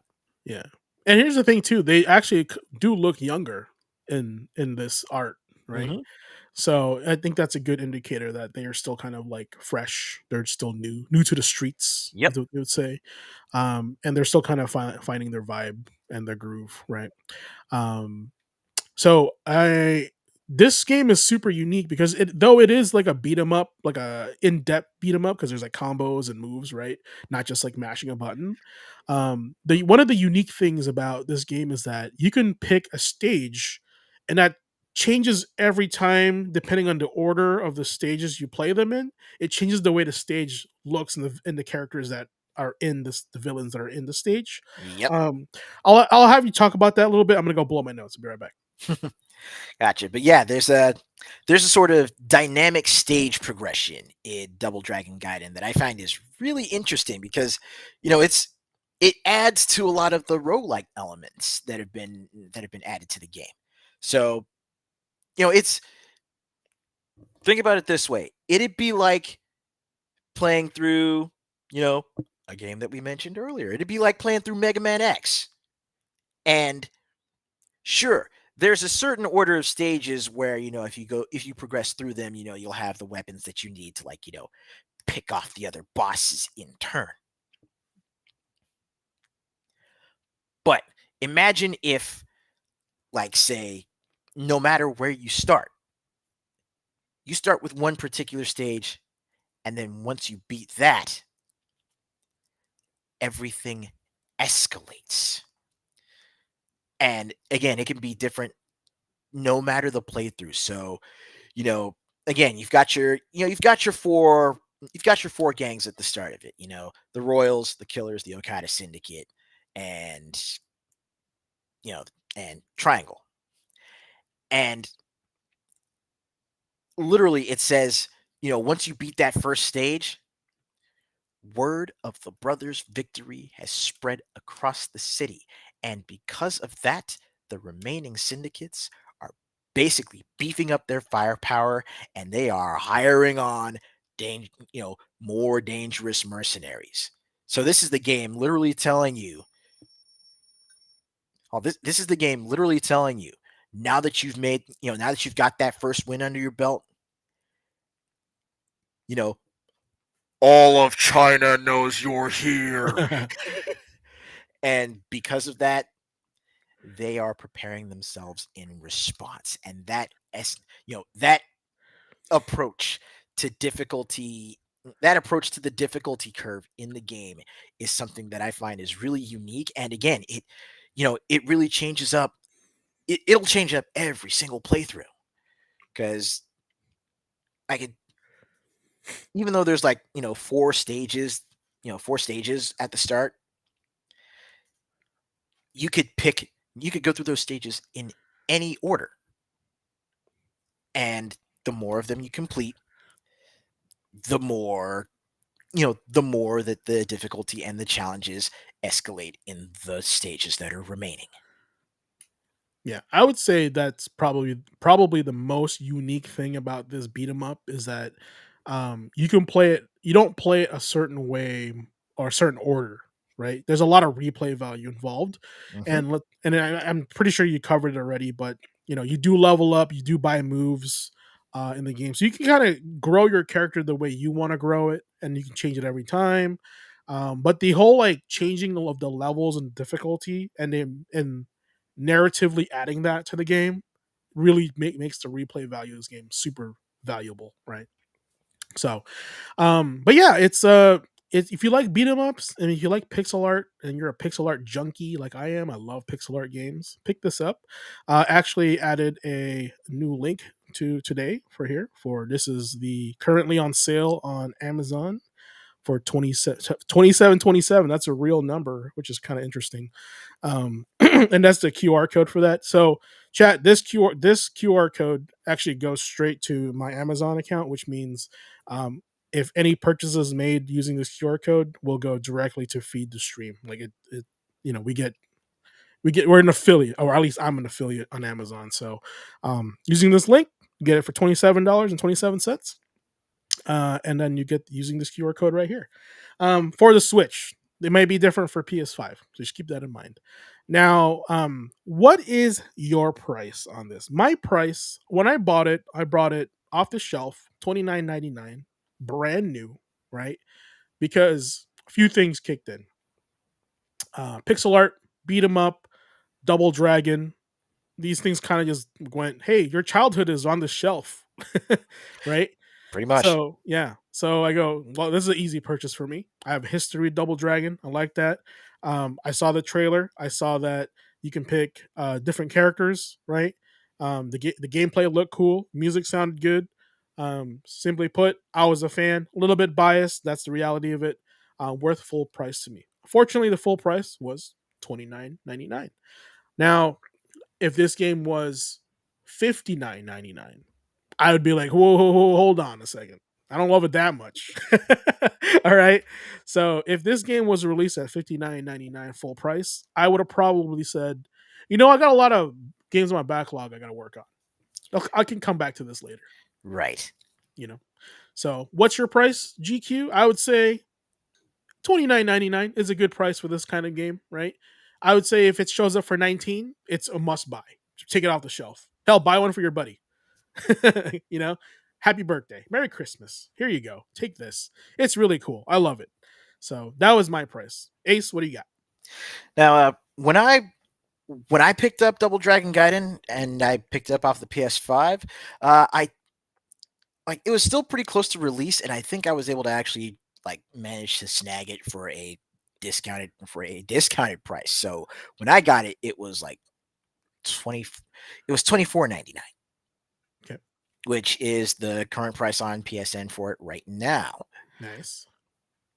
Oh, like would I snag it for the $30 MSRP listed for the Switch? Absolutely.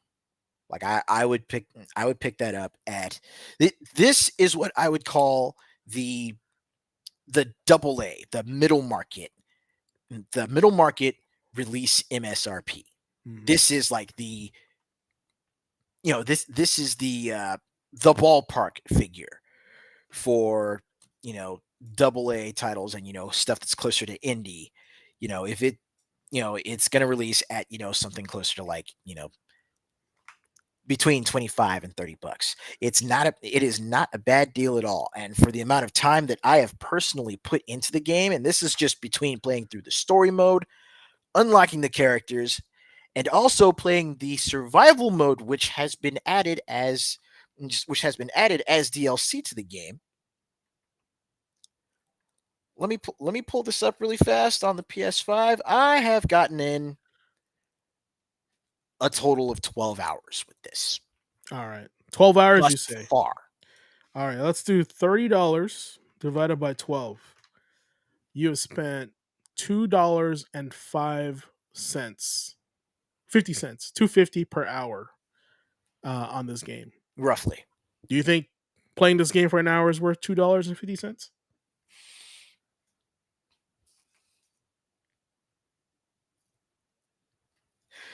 That is a tough one because again, Double Dragon being an arcade game, you're more going to be spending, you know, if you're able to have one credit clear it, you'll likely be spending at least a good half hour, maybe an hour or so playing it, I'll and that's rephrase on that. and that's on 1/4. I'll make it easy for you. The average movie in a theater is about 3 hours long. So with our math, that's about $7.50, right? Mhm. But a movie right now, I would say it's at least $20, Right.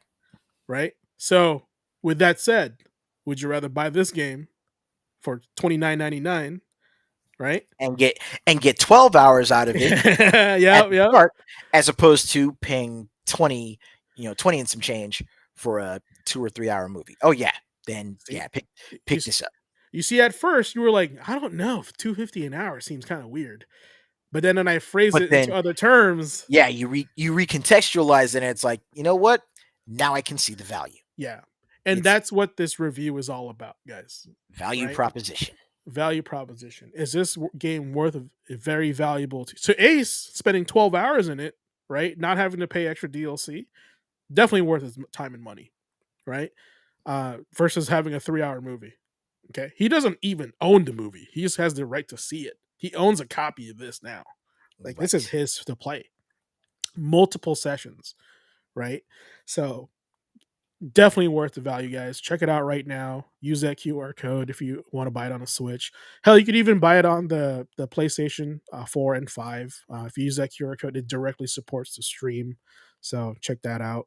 I don't have so apparently there's a whole like requirement to get like super chats and stuff on YouTube and stuff like that. So we're not qualified for that just yet. We're not big of an audience, but once we get there, we'll keep you guys informed. If you guys want to help out the stream, not a problem. And the podcast, we highly appreciate it. But yeah, if you guys like um, what's your price review here, we're gonna have more of that, and hopefully when Nick comes back, he'll have his own as well.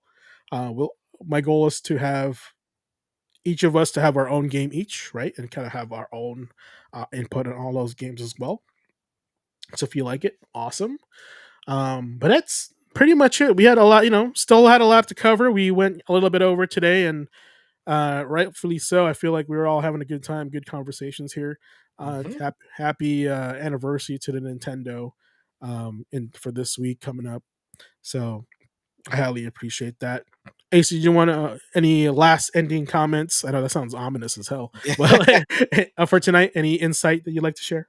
Uh, Honestly, just I feel like this episode, you know, really tied into itself well between, again, the talk about Double Dragon Gaiden, Super Double Dragon having its anniversary this week, and of course, Double Dragon going all the way back to the Nintendo, and the NES having its anniversary this week as Yeah, well. You know, it it fed into itself really well. It flowed really nicely. And honestly, I want to say, Andre, thank you for being here with us. Thank you, everybody else in the chat that's here with us, everybody watching and listening after the fact. Thank you for joining us for this session. It has been a blast, and we are definitely looking forward to next week. always. I feel like we're always elevating each episode, right? So hopefully to get more guests on board. I've already believe it or not, I already had a couple messages from other people asking to come on. So that was quick.